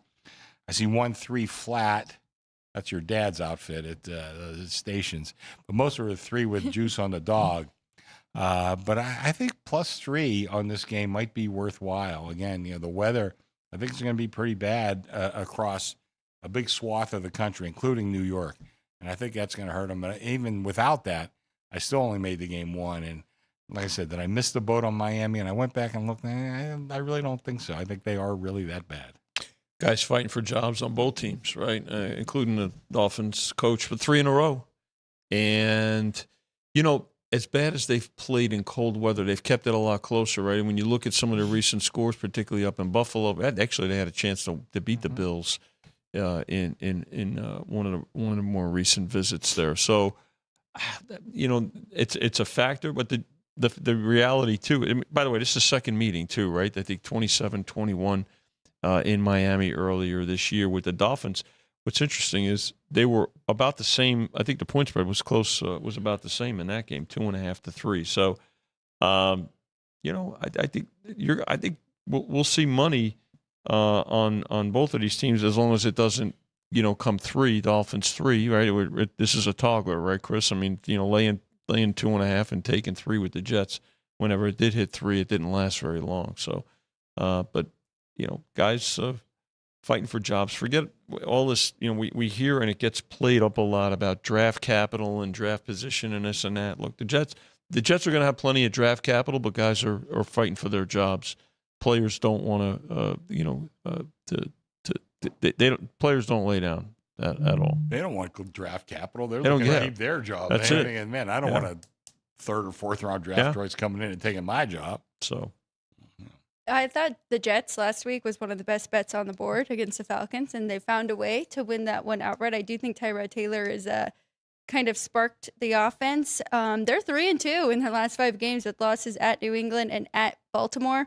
I think they've been playing competitive, and I think that trend with Tua, and not just Tua, but the Dolphins in general, in the colder weather is real. So I like the points here with the Jets. I prefer the 3. though, over the 2.5. I wouldn't blame you. I would as well. There's going to be a couple games that I mentioned a fun note with that haven't happened in the last decade, and this one applies here. So just all time, Miami leads this rivalry 62, 51, and 1. The Dolphins have won 15 of the last 19. The Jets won in Week 18 last year. The Dolphins won the first matchup earlier this year. But the last time that the Jets were able to win 2 of 3 meetings versus this Dolphins team was in 2015, so a full 10 years ago. So that's the first of a decade plus that I'll mention today. You know, Ryan, every time you come on, you have just phenomenal statistics about the Jets, and I just want you to know that next week you won't be on. I'm going to exercise And Next. then, another added thing, sorry to the Jets, but for There's more. anytime touchdown players, There's more. Devon Achane, the Jets have allowed 12 running back touchdowns this year, the fourth most in the National Football League. So if anybody looking to play an anytime touchdown there, Devon Achane would be my look there. Thank you, Ryan. What about interceptions? Do we think the Jets can finally get an interception this week against Don't they have an Tua? incredible run of no interceptions? Yes. It would make sense. Tua in the cold. Yeah. Why not? So The maybe Dolphins Achane offense and an interception. is getting Darren Waller back, so maybe trying to force something where he shouldn't. And maybe getting the interception there. So Very kind of you, I'll Alex. touch you there. We'll go to an AFC battle. The Tennessee Titans, really a battle for the number one pick in the NFL draft, possibly. But Tennessee Titans on the road in Cleveland. This one opened the Browns -3.5. The lowest total on the board at 33.5. This one is a Cam Ward versus Shedeur Sanders game. One that people might have looked at early in the year before they saw Shedeur Sanders go in the fourth round, but we get it anyway. So, Alex, what do you think here? Well, it is going to be very cold in Cleveland, rainy, possibly snow, 10-mile-per-hour winds. It's a very low total, but I would only be going under here. I mean, Cleveland's defense is legit. I worry about the Titans' defense on that side, but nothing from Sanders has really shown me that I have to worry too much. So 34, I'd go under that, and it mostly because of weather, but also because of quarterback play. Well, we opened 33.5. This total was zoomed all the way up to 34. I like the Browns in this game, but it's really a bet against the Titans. And that's been on my soapbox for a while.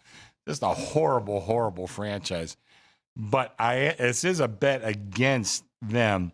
So I looked at Shedeur Sanders. This is his third game now. So QBR is from 1 to 100. You know what Shedeur is? For so far? Yeah. 20? Teens?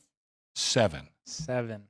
I mean, it's as low as I can remember for a quarterback with 3 starts. And he's got 3 starts. His QBR is 7.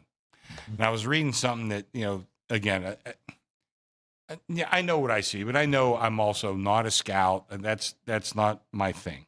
But I was reading from some scouts saying he's still playing like a college player. The way he reads defenses, the way he fades back, the way he executes. Needs to see it open versus anticipate it Right. open. All of that. He's playing like he's still in college. And maybe that's why he was a 5th-round draft choice, even though, again, the talking heads had him going number 2 in the draft. But I haven't seen anything out of Cam Ward either, by the way. And I mean, he was number 1. Now, I'm going to give him a little bit more of a pass because, I mean, the coaching at that outfit has just been horrible. So I don't know if there's a future for him or not. I honestly don't know. But this is going to be one of my plays. I'm on the Browns, and I even wrote down -4. There's 3.5s in the market, but I'm going to write down -4. But it's strictly a bet against Tennessee. And, I mean, if they scored 10 points, I'd be shocked. I really would be.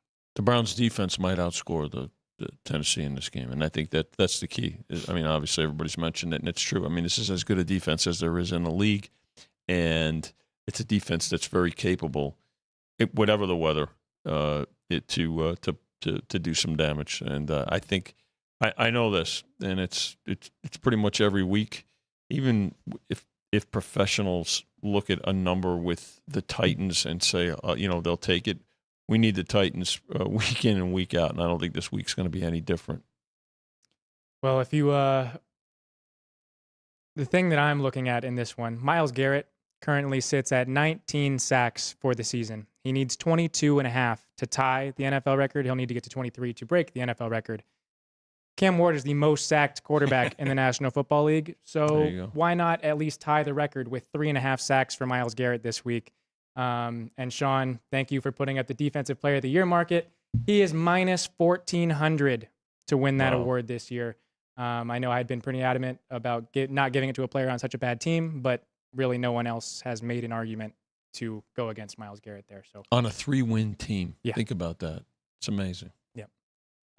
So yeah, if you are able to play it, I will be trying to play it. Myles Garrett getting that 3.5 sacks on Sunday, just to have the rooting interest in this game, because otherwise I wouldn't want to watch it at all.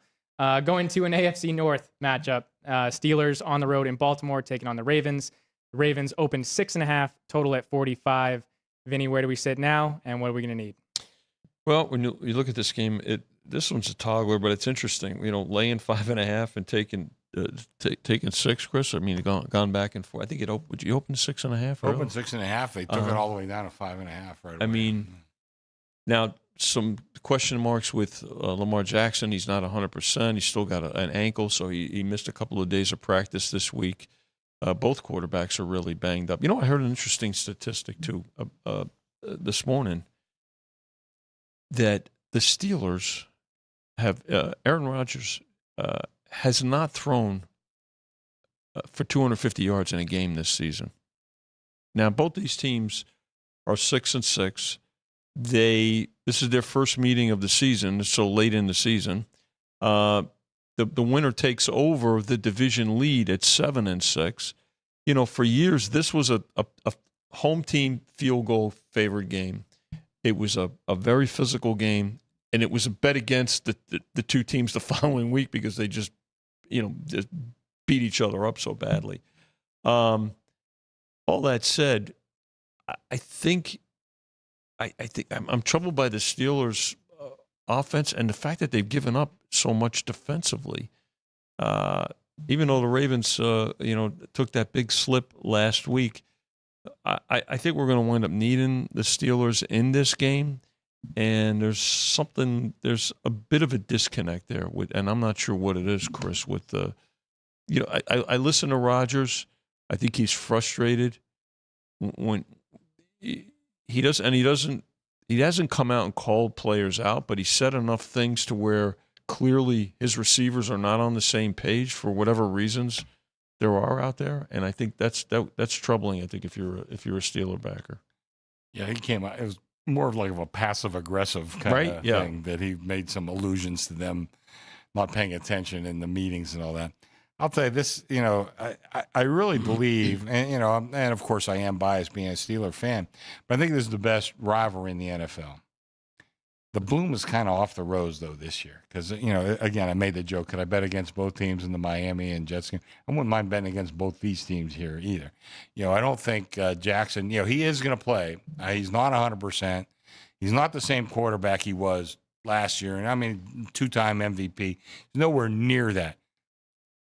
Henry isn't near what he was either as a running back. And I saw a couple guys saying, "Oh, he'll run the ball down the Steelers' throat." Henry of last year or 2 years ago would have, but I'm not sure Henry of this year is going to do that. And again, I'm not necessarily praising the Steelers. I said I think this is, I think both teams are hurting bad. I made the number 6.5. So I really don't have a strong opinion in this game, but I do know the Steelers tend to play them really tough. Even in some of the years where it looked like Baltimore, went to Super Bowls and went to conference championships, a lot of times the Steelers did play them tough. I think they'll play them tough, but I did make the number 6.5. I'm not crazy about either one of these teams, and once they kick off, I'm sure I'll be rooting for the Steelers, but I'm not crazy about having either one of these in my back pocket. Yeah, I made it 8, so I'm a little bit higher here on the Ravens, but I don't feel comfortable laying 6 points in this rivalry, though. But to Vinny's point, so Aaron Rodgers, he did throw 249. I know Ryan has it up to against Cincinnati, but that was his most passing yards in a game this year. He had 117 against Buffalo, 116 against Cincinnati. But to your point, Lamar Jackson has not thrown a passing touchdown since November 9th against Minnesota. So 3 straight games, and he's had 3 interceptions in those games. So a lot of mistakes from them last year. I think they kind of gave that game, or last week, I think they gave that game to Cincinnati. I'd lean to the Ravens. There's just a lot off for both teams, right? But I think a little bit more from the Pittsburgh side. This one is another game that has another decade instance. So the Ravens have won the last 2 games, both by multiple scores. But all time, the Steelers lead this rivalry 36-27. If the Ravens manage to win the 3rd straight here, it would be the first time winning 3 straight in this rivalry since 2015-2016 when they won 4 straight. Prior to them winning the last 2, they had won 1 of the previous 9, so 3 in the last 11.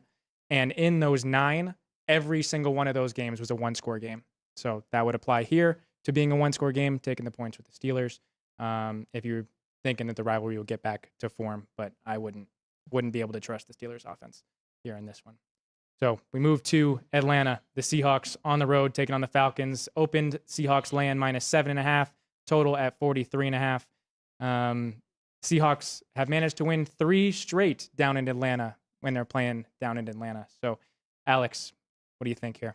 Well, Chris always says your power ratings is just a start, right? And I made the Seahawks 6, but I still like Seattle in this spot. They are at the top of my power ratings now coming into this week. I just think that they are great on both sides of the football, especially that defense. And I think they're going to cause a lot of problems for Kirk Cousins and company. There's also a nice little trend about Sam Darnold that he has been a favorite of 6 or more 10 times, and he is 10-0 straight up and 8-2 against the spread in those 10 matchups. So it's a lean to Seattle here at -7, but I don't know if I'm going to fully jump in kind of against my power ratings. Well, I made number 8.5, but I will tell you there's a trend out there that a lot of the wise guys follow. Bet against the team that shut out their opponent the week before. So what was last week's score? 26-0. 26-0. That's right. That is a trend. I can understand that. And like I said, you're always buy low, sell high. Well, if you're going to bet Seattle, you're kind of buying high here. I'm still not sure that's not the right thing to do. And I think I made the joke, and it's really almost true. If I ever win a game with Atlanta, I might just retire on the spot and say, I'm finished, boys. You got the rest of it. But I made it 8.5. We've had a lot of money on Atlanta, sharp money, wise guy money on the dog. And is that the only trend they're following? Is that, coming off the shutout? Maybe it is. But boy, I'll tell you, this Atlanta team, I think they're very vulnerable. I think they're vulnerable on both sides of the ball, even though, again, you look up and down that roster, they should be a lot better. And, I know coaching, I think, has a lot to do with it, but I think this is just, again, not a very well-run franchise. Ever since they blew the Super Bowl while they were up 28-3, they haven't really responded ever since. I mean, that's a while now. I mean, they should have it out of their system by this point. But I don't know. I mean, I'm not going to play this. It's not going to be one of my games, but I do kind of like Seattle, so I'm going to be rooting for Miss White here when Sunday comes. Chrissy's right. Pros are on the home dog with the better than 7, and I know the public is going to be all over the Seahawks, and certainly money line parlays and teasers for sure. I mean, they'll key that. They don't care that it's almost approaching $4 on the money line. There's got to be a trend, right, to bet on the team that was shut out. So Minnesota was shut out by Seattle. We kind of already liked them against Washington, but that's got to be another. Yeah, that's good. I don't know that one for sure, but I know the bet against the team that did the shutting out. Well, we had seen it earlier involved with the Falcons earlier this year as the Panthers shut them out 30-0. The Panthers lose the following week, and the Falcons, I think, end up winning the following week. So, very much could be live there. Another anytime touchdown players out there, Jackson Smith and Jigba. The Falcons have allowed 8 wide receiver touchdowns in the last 7 games. JSN is obviously the Seahawks' best target. That kid's good, man. Jeez. Absolute stud. And then we look at the RB2, the man that steals carries from Bijan Robinson. He is literally a 50-50 split in red zone carries this year. And Algier has scored in 4 straight Atlanta Falcon home games. So if you're looking at anytime touchdowns there, it's a nice price on Algier and a pick'em price for JSN for some reason. But we'll go to an AFC matchup, AFC South battle. The Colts on the road in Jacksonville taking on the Jaguars. Open Colts -1.5. We still sit right there. Total at 47.5. We've gone down 1 point to 46.5. What do we think here, Vinny? Well, Daniel Jones, not 100% either, right, with a broken. So you wonder if one awkward hit, one perhaps cut, whatever the case may be, and, he hasn't been as mobile because of that fracture in his leg. So definitely impacts the way he plays.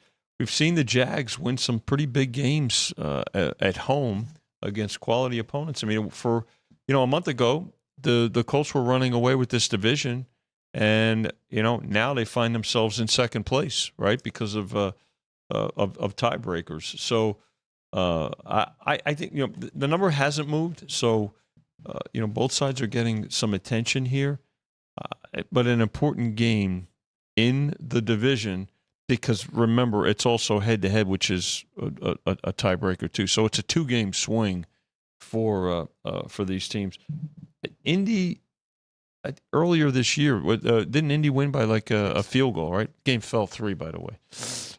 So yeah, it wasn't. You got some salt? Put it right in my wound. I just here. well figured after that Jets episode earlier, I had to say something.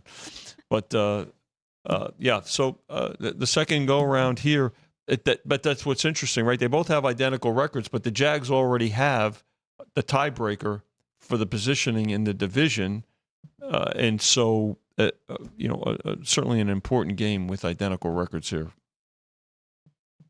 I think right now we're seeing a lot of money on the dog. Not so much from professionals, but I think, again, beware the popular dog. And Indy has not played well in the last couple of weeks. The Jones injury, technically has a broken leg. I mean, that's pretty significant. You could see him hobbling a little bit last week. That being said, I made the Colts too. So I mean, 1.5. That's certainly not enough for me to play. But I would say I wouldn't be surprised here once they kick off. I'm going to need a favorite in this game, the very small favorite, because the public is largely on the Jaguars, who've played well. And by the way, Vinny mentioned it; they're a good home team.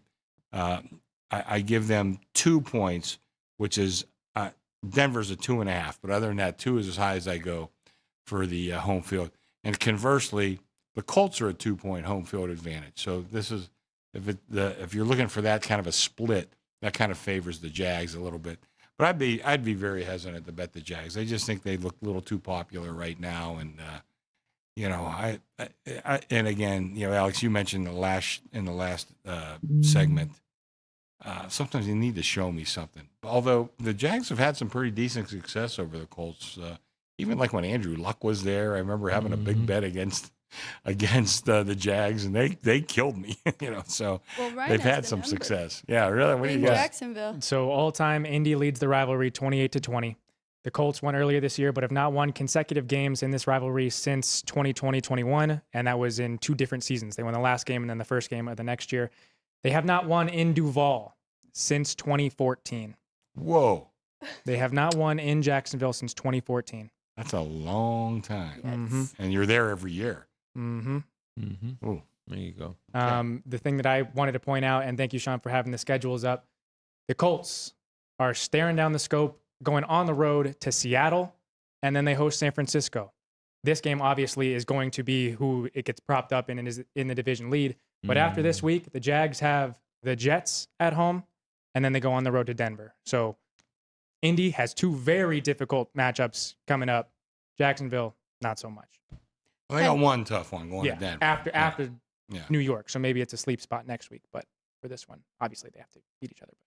Kind of makes the Colts a more desperate team here. I don't have a play either. I'm right there at 1.5. I did make it a little higher. Do we think both offenses can get going? I do think one thing that's kind of not been talked about is Jacksonville's very good against the run. Right now they're giving up the fewest rushing yards per game at 82. So maybe that makes it hard for Daniel Jones and company because they've really been relying on Jonathan Taylor or trying, and that's kind of been an issue. So it's tough, but I would lean to the Colts, thinking a desperation spot here in the division. Well, the guy that the Daniel Jones will be able to rely on is Tyler Warren in this one. The Jaguars allow the second most receptions to tight ends in the National Football League. So if you're looking at an anytime touchdown in this one, it would be Tyler Warren, who leads the Colts in red zone targets, and the Jags, who will give up the second most receptions. By the way, that kid's pretty good too. Yeah. That he is. Yep.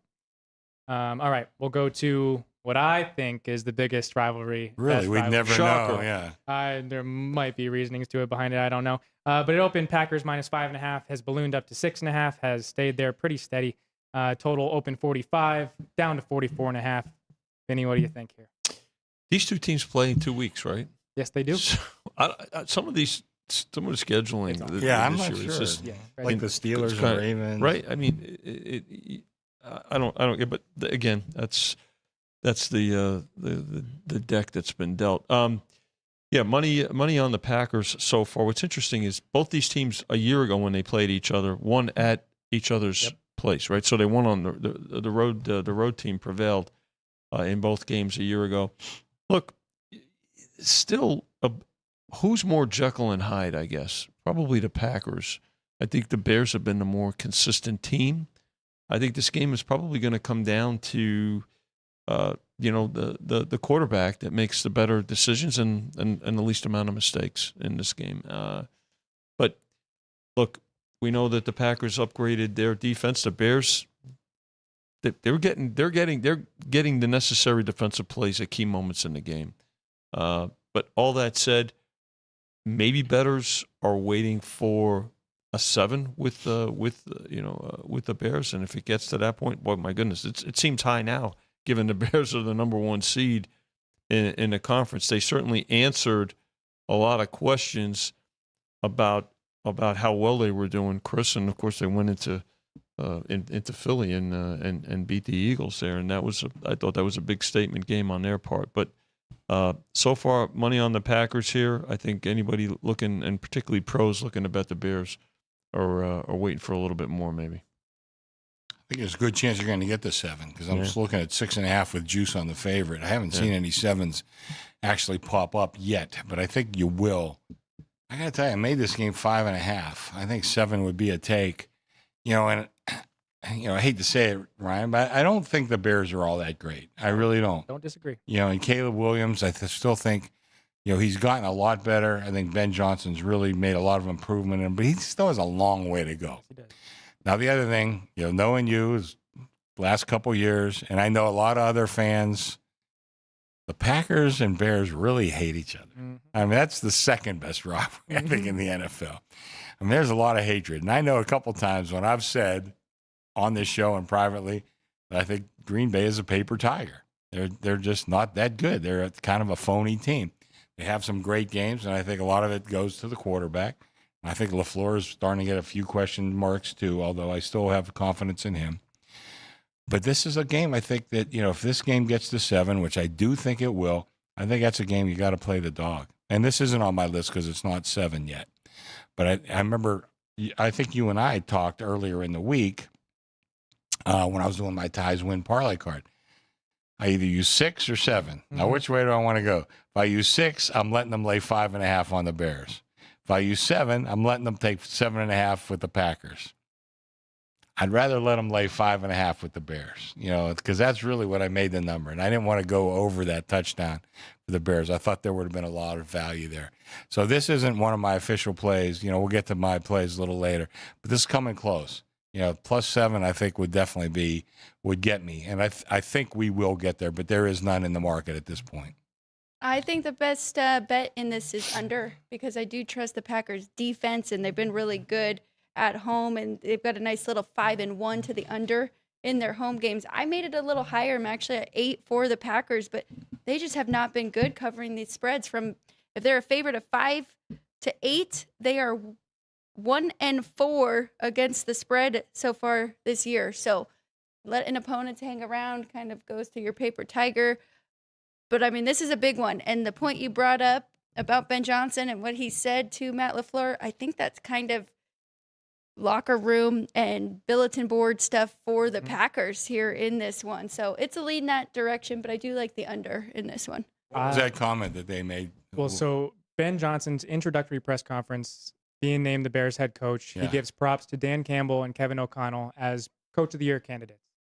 And then, conveniently enough, left Matt LaFleur out. And then points out that he enjoyed beating Matt LaFleur twice a year while he was the Lions offensive coordinator. Rookie coach. I went down and looked at the numbers. So Ben Johnson, as the offensive coordinator of the Lions, was 5-1 against the Packers. His offense averaged 350 yards a game, 24.8 points per game.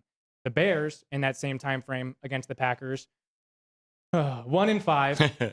Averaged 292 yards of offense and just 17 points per game. That one win managed to come in January of this year. I point that out because this is the 211th meeting between these two teams. If the Bears managed to win this one in Lambeau Field, it would be the first time in the 108 years of this rivalry that the Bears have won 2 games in the calendar year in Lambeau. Looking at the all-time, Green Bay took the lead, leads 108-96-6. The Packers have won 26 of the last 30. So it doesn't feel good to be a Bears fan in this You rivalry. still wore your Bears tie. Congratulations. Damn sure did, because it worked last week beating the Eagles in a touchdown game, and I'm hoping it does this week. But the thing that gives me pause in this game is that there has been a lot of hype with the Bears being the 1 seed in the media right now. And you talk about locker room bulletin board material, not only the Matt LaFleur comment, but everybody hyping the Bears up, making them feel good. This is the exact opportunity to embarrass the city of Chicago, to humiliate the city of Chicago, make them feel like they're the bottom of the barrel again. So I don't want to hype things up. I want to see the Bears win this one, and I'm still going to stay calm because I need to see them win both in order for me to say, Ben Johnson, you have my full support. You are going to run through this team every single year. I won't say the Andy Reid quote, but I damn sure want to. I hope and pray the Bears can win this game, but I am more than capable or more than happy to just take the 6. And if it gets to 7, I absolutely think it'll be a close game, taking the touchdown. But yeah, this one, it's going to be a fun ride because it's in Lambeau, and the Packers have had a lot of favoritism the last couple of years. By the way, time change on this game. This is an afternoon game. Got flex. Let's just throw that out there because we're starting to see the flex aspect. Yeah, that'll be the come in feature this game week. in the afternoon. So that'll probably impact some of the with carryover the number in all likelihood going up to Chris's point. The one way I would find a way to play the Packers in this game is a Josh Jacobs anytime touchdown. The Bears have been susceptible to the running back this year, and Josh Jacobs leads the team in red zone looks. That includes attempts and targets. So nobody really, well, Christian Watson stands out in the wide receiver room, but no one else has really stood up. Matthew Golden doesn't even have a touchdown catch so far this year. Caleb Williams does have one, so beating him there. But going to the NFC South, Saints at Buccaneers. Buccaneers open -8.5, total 42.5. Chris, what are you going to need here in this NFC South? Well, I moved. I made the game 7.5. Just Tampa tends to win a lot of close games when they do win.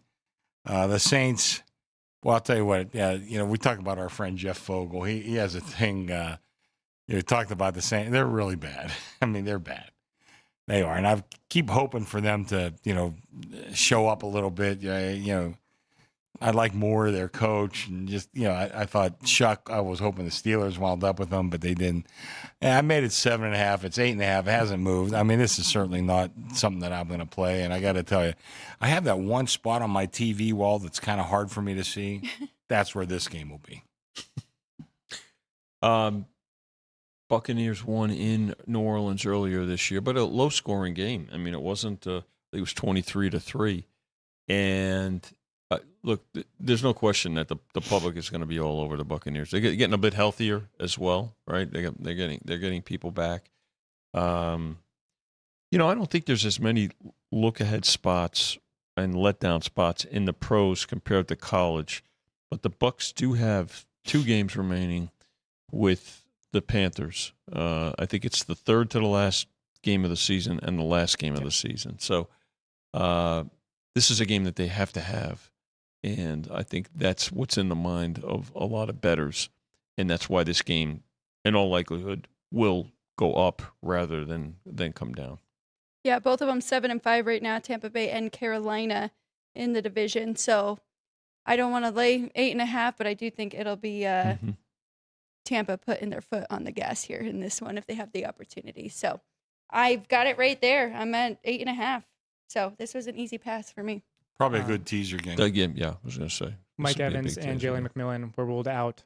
So both wide receivers, Emeka Ibuka and Chris Godwin will be leading the wide receiver room for the Bucs in that one. And just that decade note, last 10 years, Saints lead 40-28 all time. Bucs have won 6 of the last 7 of the last 10. But in the last 10 years, specifically in Tampa, the Saints are 8-2 against the spread and have covered 7 straight.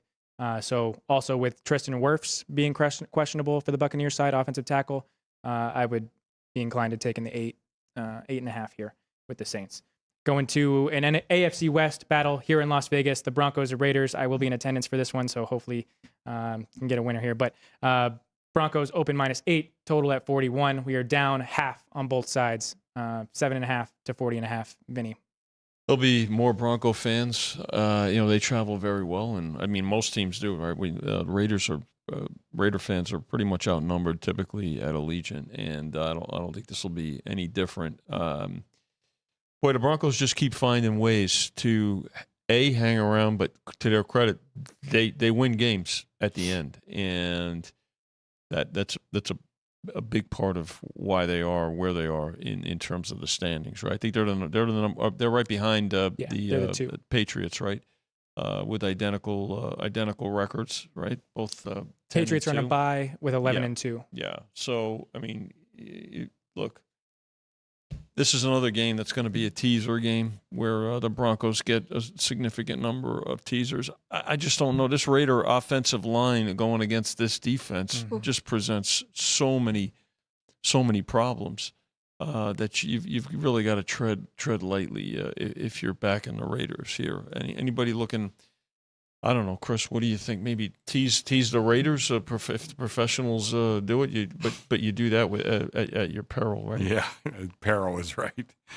I made the number 12. Now, I've also said over the years, there's diminishing returns in the NFL once you get over. A lot of times, once you get over 7 or 7.5, even.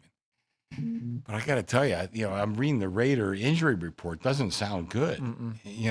Crosby sounds like he's not 100%. I mean, he's one of the best players in the league. Yep. And they still can't come close with him. Denver does, again, another team that tends to win a lot of close games. I'm not sure I'd be laying this point, but I'll be damned if I'd be taking the Raiders. I mean, like I said, it comes at 12, which considering diminishing returns, blah, blah, blah.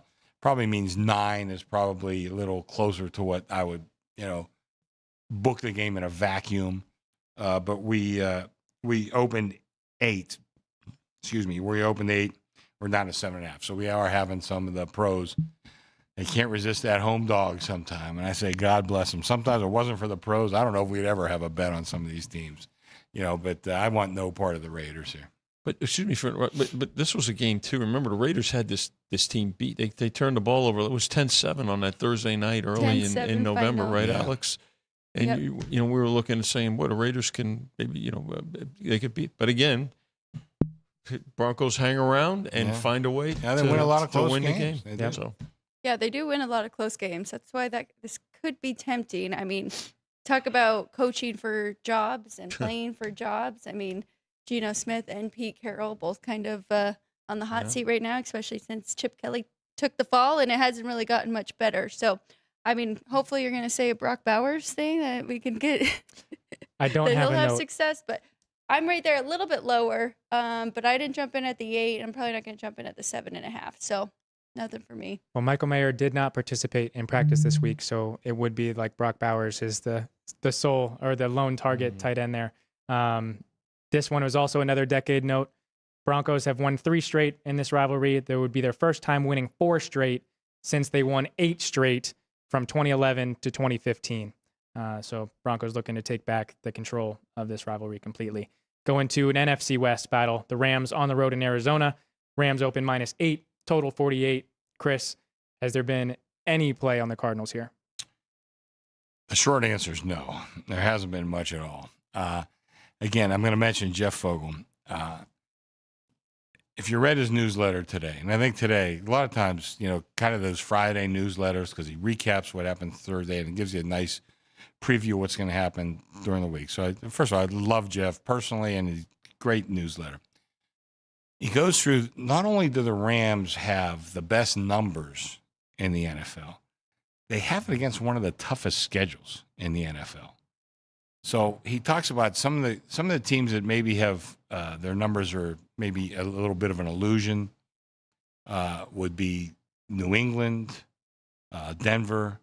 He goes through a couple other teams that maybe have played some softer schedules to pad some numbers. The Rams have not. And again, I'm looking at my power ratings. I have the Rams 2 points clear of everybody else in the NFL. This is a really good team. Now, do I want to lay more than 8 on the road in a division game? Not really, but I did make the number 10.5. So it would either be the Rams or pass. But this is another teaser game. Yep. Especially coming off a loss. And I mean, listen, every team plays bad games. Every quarterback plays bad games occasionally. I mean, I don't know what happened to Stafford last week. He hasn't turned the ball over all year, and he had 3 of them last week. Yep. Does that figure to happen again? I seriously doubt it. There's a couple teaser games out there, unfortunately, that I think this would be one of them. That the teasing road favorites maybe is not always the best formula for winning. But I think in this case you can. There's a couple of them out there that I think you could do that.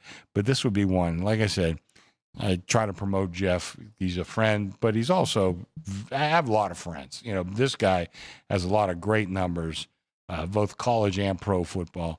And today's newsletter I thought was really good. Went through a lot of stuff. But that's what really stuck out to me is how good this Rams team is.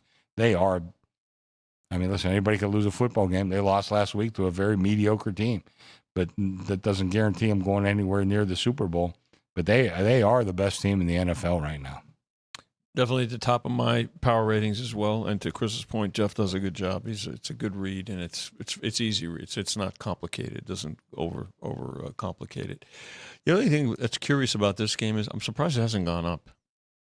That's. I mean, it opened 8 and it's been at 8. And it's not like I think it's almost like a wait and see game. And you would think after the Rams lost last week that this number would run, and it still may. I mean, look, it's Friday afternoon, and this is an afternoon game on Sunday, so the Rams will get plenty of attention. Probably under the premise that Stafford can't have that bad a game again. By the way, we're watching a game last week, and he throws the first touchdown pass, and they had the statistic after that, this, and it never fails, right? Hasn't consecutive touchdowns. Exactly, 38 or 36 consecutive touchdowns without an interception. The next word's out of the announcer's mouth, and it's picked off. Yeah. And meanwhile, it was a pick six on top of it. So worse for a touchdown. So, but that's the thing. Look, no question, we're going to need the Cardinals. They're pros. They're fighting for jobs. Coaches fighting too. But it's a little curious right now for me, Alex, that this number has not gone up, in the entire week. I'm right there with the number. I would lean that way, especially coming off a loss like that. I'm a little more intrigued by the total. I do think we're going to get some points here in this one. And that's my only concern with the Rams is, has their defense been exposed? And I know that they are a younger unit, so maybe that, they just had a little drop off and they'll get back to it. But I mean, with Brissett, I think the Cardinals can put some points up here. So kind of like the over, even at a high total here at 49. I can't bet any Rams games under. I was telling Ryan I had the Niners and Rams, and I mean that thing was at 30 points at halftime. So they score a lot and they're quick. They're one of the fastest seconds per play team, and they also can give up some points. So lean to the over and the favorite, unfortunately, in this one. Well, talking about touchdowns, Devontae Adams, who's one of the league leaders in receiving touchdowns this year, 11 touchdowns in his last 6 games. No. He's just great, period. Once they get to the red zone, then they throw it up to him. But all time, going back to when these teams were playing in Chicago and Cleveland, respectively, Rams lead 51-41-2. Since moving back to LA, though, the Rams have won 15 of the 19 meetings. Last year's Cardinals win in Arizona ended a 9-game home losing streak in this rivalry. So meaning that the Rams have won 9 of the last 10 here in Arizona, which is why I do like them to tease down in one of the teaser legs. We'll go to an AFC battle. Cincinnati Bengals competing for their playoff lives need to win out in order to get there. The Bills need to win in order to improve their positioning. Bills open -5.5, total at 52. Vinny, what do we think here? Again, another game that was flexed earlier, though, yes, right, to the 10 o'clock Pacific window. A little money on the Bills, right? Kind of curious, too. Another game that hasn't really moved that much, only 0.5 point up to 6 now. But I think that's because you talk about Jekyll and Hyde for the last month, and it's been the Bills. And the the Bengals have shown, now the Burrow's back too. Even before that, though, they can score points. And so, you just don't know. There are some teams, the Lions we talked about earlier, right? Win a game, lose a game, win a game, the zigzag, right? Well, the Bills have been kind of zigzagging a bit as well. So, they looked great last week, and the week before, the mobile quarterback that he is, Josh Allen, got sacked 8 times in Houston. So now the Bengals defense is nowhere near what the Texans is. But look, weather could be a great equalizer here too, particularly if there's wind up in Orchard Park. But everything that I just talked about speaks to the total in this game at 53.5, which has gone up a couple of points since the number opened at Chris, right? In spite of that, right, Chris? I got to tell you, every year I always look at, maybe even a little earlier in this. Is there a team that can come out of nowhere and make a run to the playoffs? I think the Bengals might be that team. First of all, I wouldn't eliminate them from winning this division. The way Pittsburgh and Baltimore are playing. Yeah. I mean, and Joe Burrow, unfortunately, he hasn't been healthy all that much through his career. He also hasn't had a lot of help, certainly on the defensive side of the ball. I think there's a lot of questions with the whole franchise, and I've knocked that franchise, deservedly so, for many years. But this kid is good, man. I made the number 5.5, so it's not like I'm going crazy over Cincinnati here. Buffalo, we know, has been very disappointing this year. I think if there's, and I actually have a couple teams on my list, and we're going to get to a couple of them in the next few games. But I think this is a team that could come out of nowhere and make a run towards the playoffs. I think Burrow's that good. I think I got a great chance to win this game. Like I said, I made a number 5.5. Am I jumping on this? No. But keep your eye on this Bengal team. I think their defense probably isn't as bad as everybody thinks either. I'm with you, Chris. I feel like we've seen this movie before, right? All of a sudden, the Bengals, the last 4 or 5 weeks, just start winning every game and trying to make a push for the playoffs. So I think it's worth it taking the points and sprinkling a little bit on the money line. I mean, this Buffalo's team is just injuries everywhere, and now no Joey Bosa on the defensive side. So I think Joe Burrow will be even better than we saw last week. I think they were pretty fortunate. McPherson did have 6 field goals, and but still, Joe Burrow had 2 passing touchdowns in that one, and I think they're just going to improve as he comes back. So I'll take the 6 here with Cincinnati. The Bengals, these 2 teams last played in 2023. They had 2 meetings that year, regular season and postseason. The Bengals won both of them. The Bengals have also won 6 of the last 8 going back to 2011, and both of the Bills' wins were 1-score games. So if you're taking in history, it would be a play on the 6.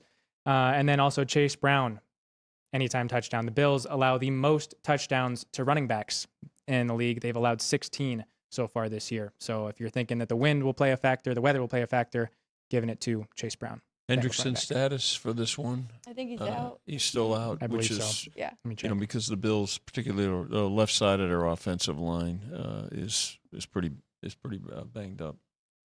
But if Hendrickson's out, that certainly negates some things. But I've got out. And the weather in Buffalo, definite snow, 29 degrees, 6-mile-per-hour wind. And the total almost 54. Yeah. Why not? Yep. It's Buffalo. All right, going to Sunday Night Football, a playoff matchup. It will be, being that these 2 teams are out of postseason picture currently. Texans on the road in Kansas City taking on the Chiefs. Opened Chiefs -3.5. We are still there at the 3.5. Open total at 42.5. We are down just a half to 42. So, Vinny, what's the carryover going to look like to this Sunday Night Football matchup? Boy, I'll tell you, we've got some really nice primetime games, right? Last night was a great primetime game. We've got this one, and then we'll get to the Monday night game in a little bit. So fun games to book for sure, and get a lot of attention. This game has held pretty steady, not only from the number standpoint at 3.5, but the total as well. So, who's more desperate here? Probably Kansas City. When you look at in terms of the Texans at 7-5, you've got the Jags and Colts playing each other, so somebody's going to lose there. But you said it. Kansas City, they're on the outside looking in right now. So I suspect that the carryover will be going to the Chiefs, and I think that there'll be more support for the Chiefs by the general public. But I don't think pros will trust the Chiefs as much, and I think we'll see more seasoned bettors either bet the dog in this game, particularly if it gets a little bit higher, or wait for the in-game, Chris. I think this will be a really good in-game action game. I think no matter what happens with the Chiefs at this point, even if they go on to win the Super Bowl, I said before the year they were going to have a disappointing year. I think this is clearly a disappointing year, fighting for their playoff lives, and they're out of the their playoffs at this point in time.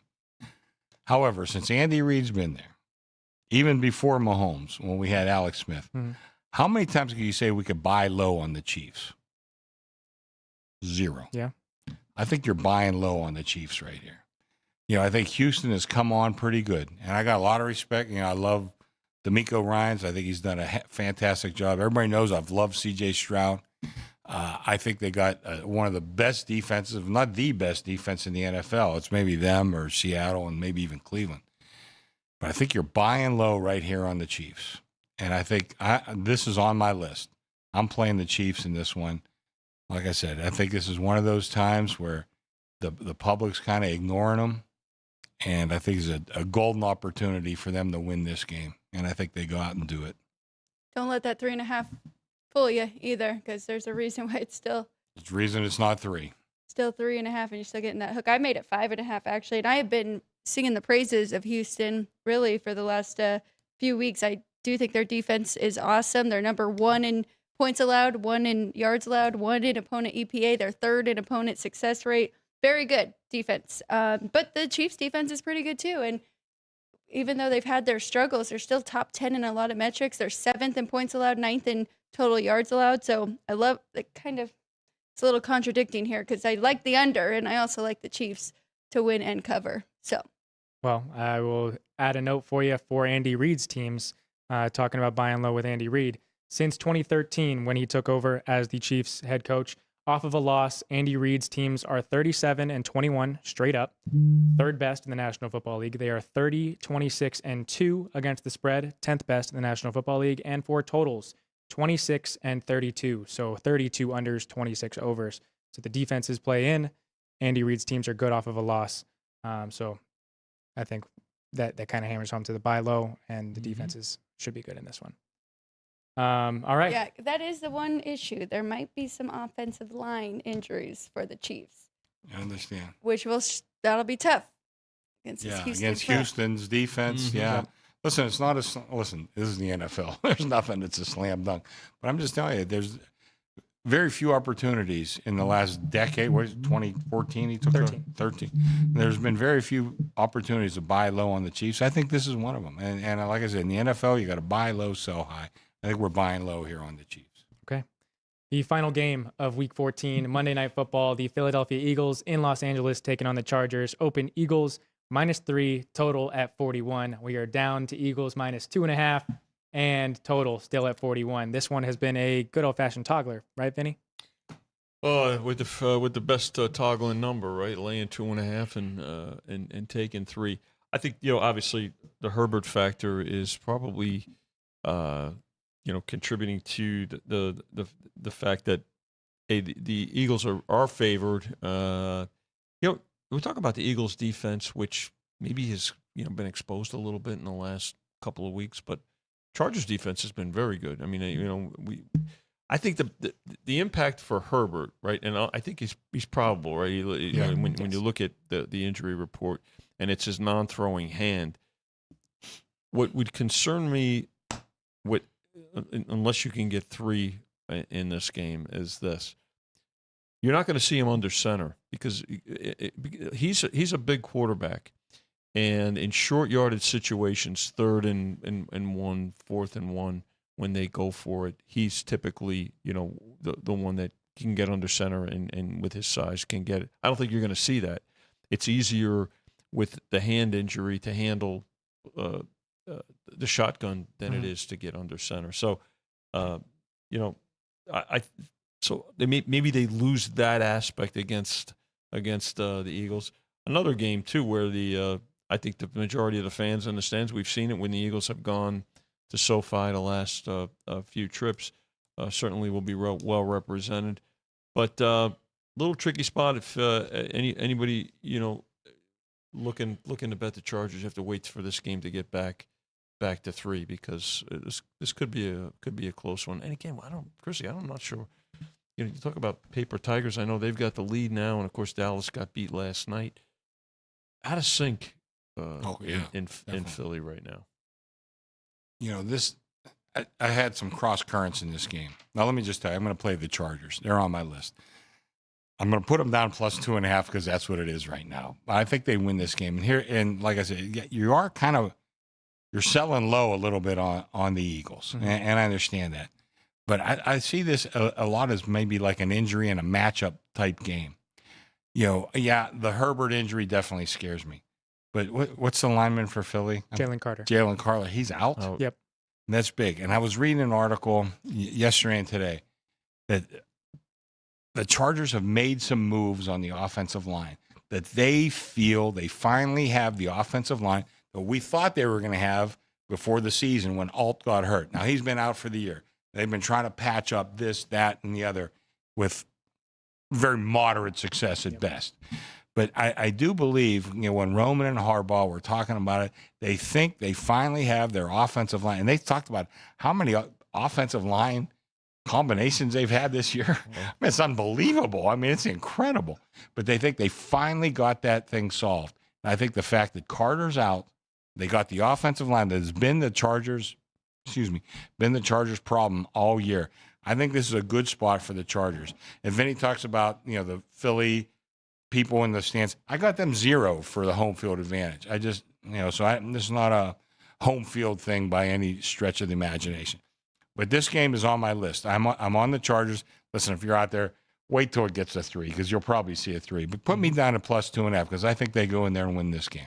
I thought my number was crazy because I made the Eagles just 1 here. So I also like the Chargers and Omarion Hampton full practice today. So they might be getting another running back, which will help because they've kind of made do without him too. So maybe kind of evens out with the injury for Justin Herbert. So Chargers for me as well. This will be my third teaser leg, but this one will be the dog going up instead of the favorites coming down. So that is our coverage of the NFL Week 14 slate. Chris, do you want to give out your plays officially? Yeah, I got three plays officially.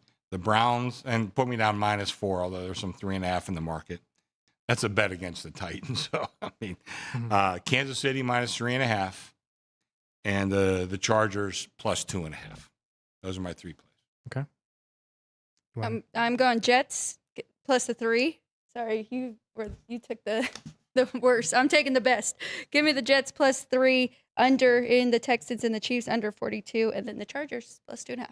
All right. I will be teasing 3 West Coast teams. The Broncos down against the Raiders, the Rams down against the Cardinals, and the Chargers up against the Eagles. So 3-leg teaser for you.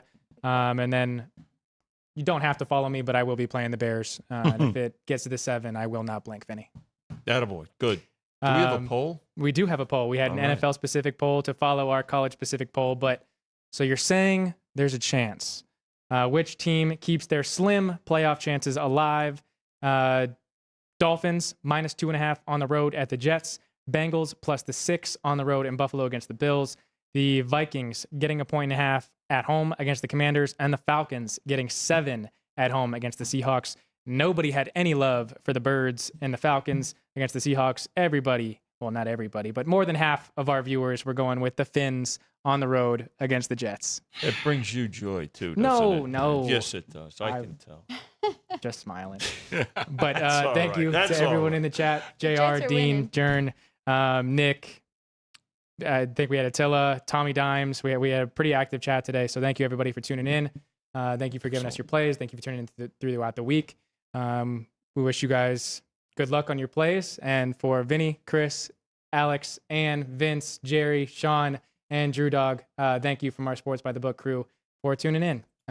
Good luck in Week 14 and good luck in conference championship plays. This has been Sports by the Book, Football Frenzy.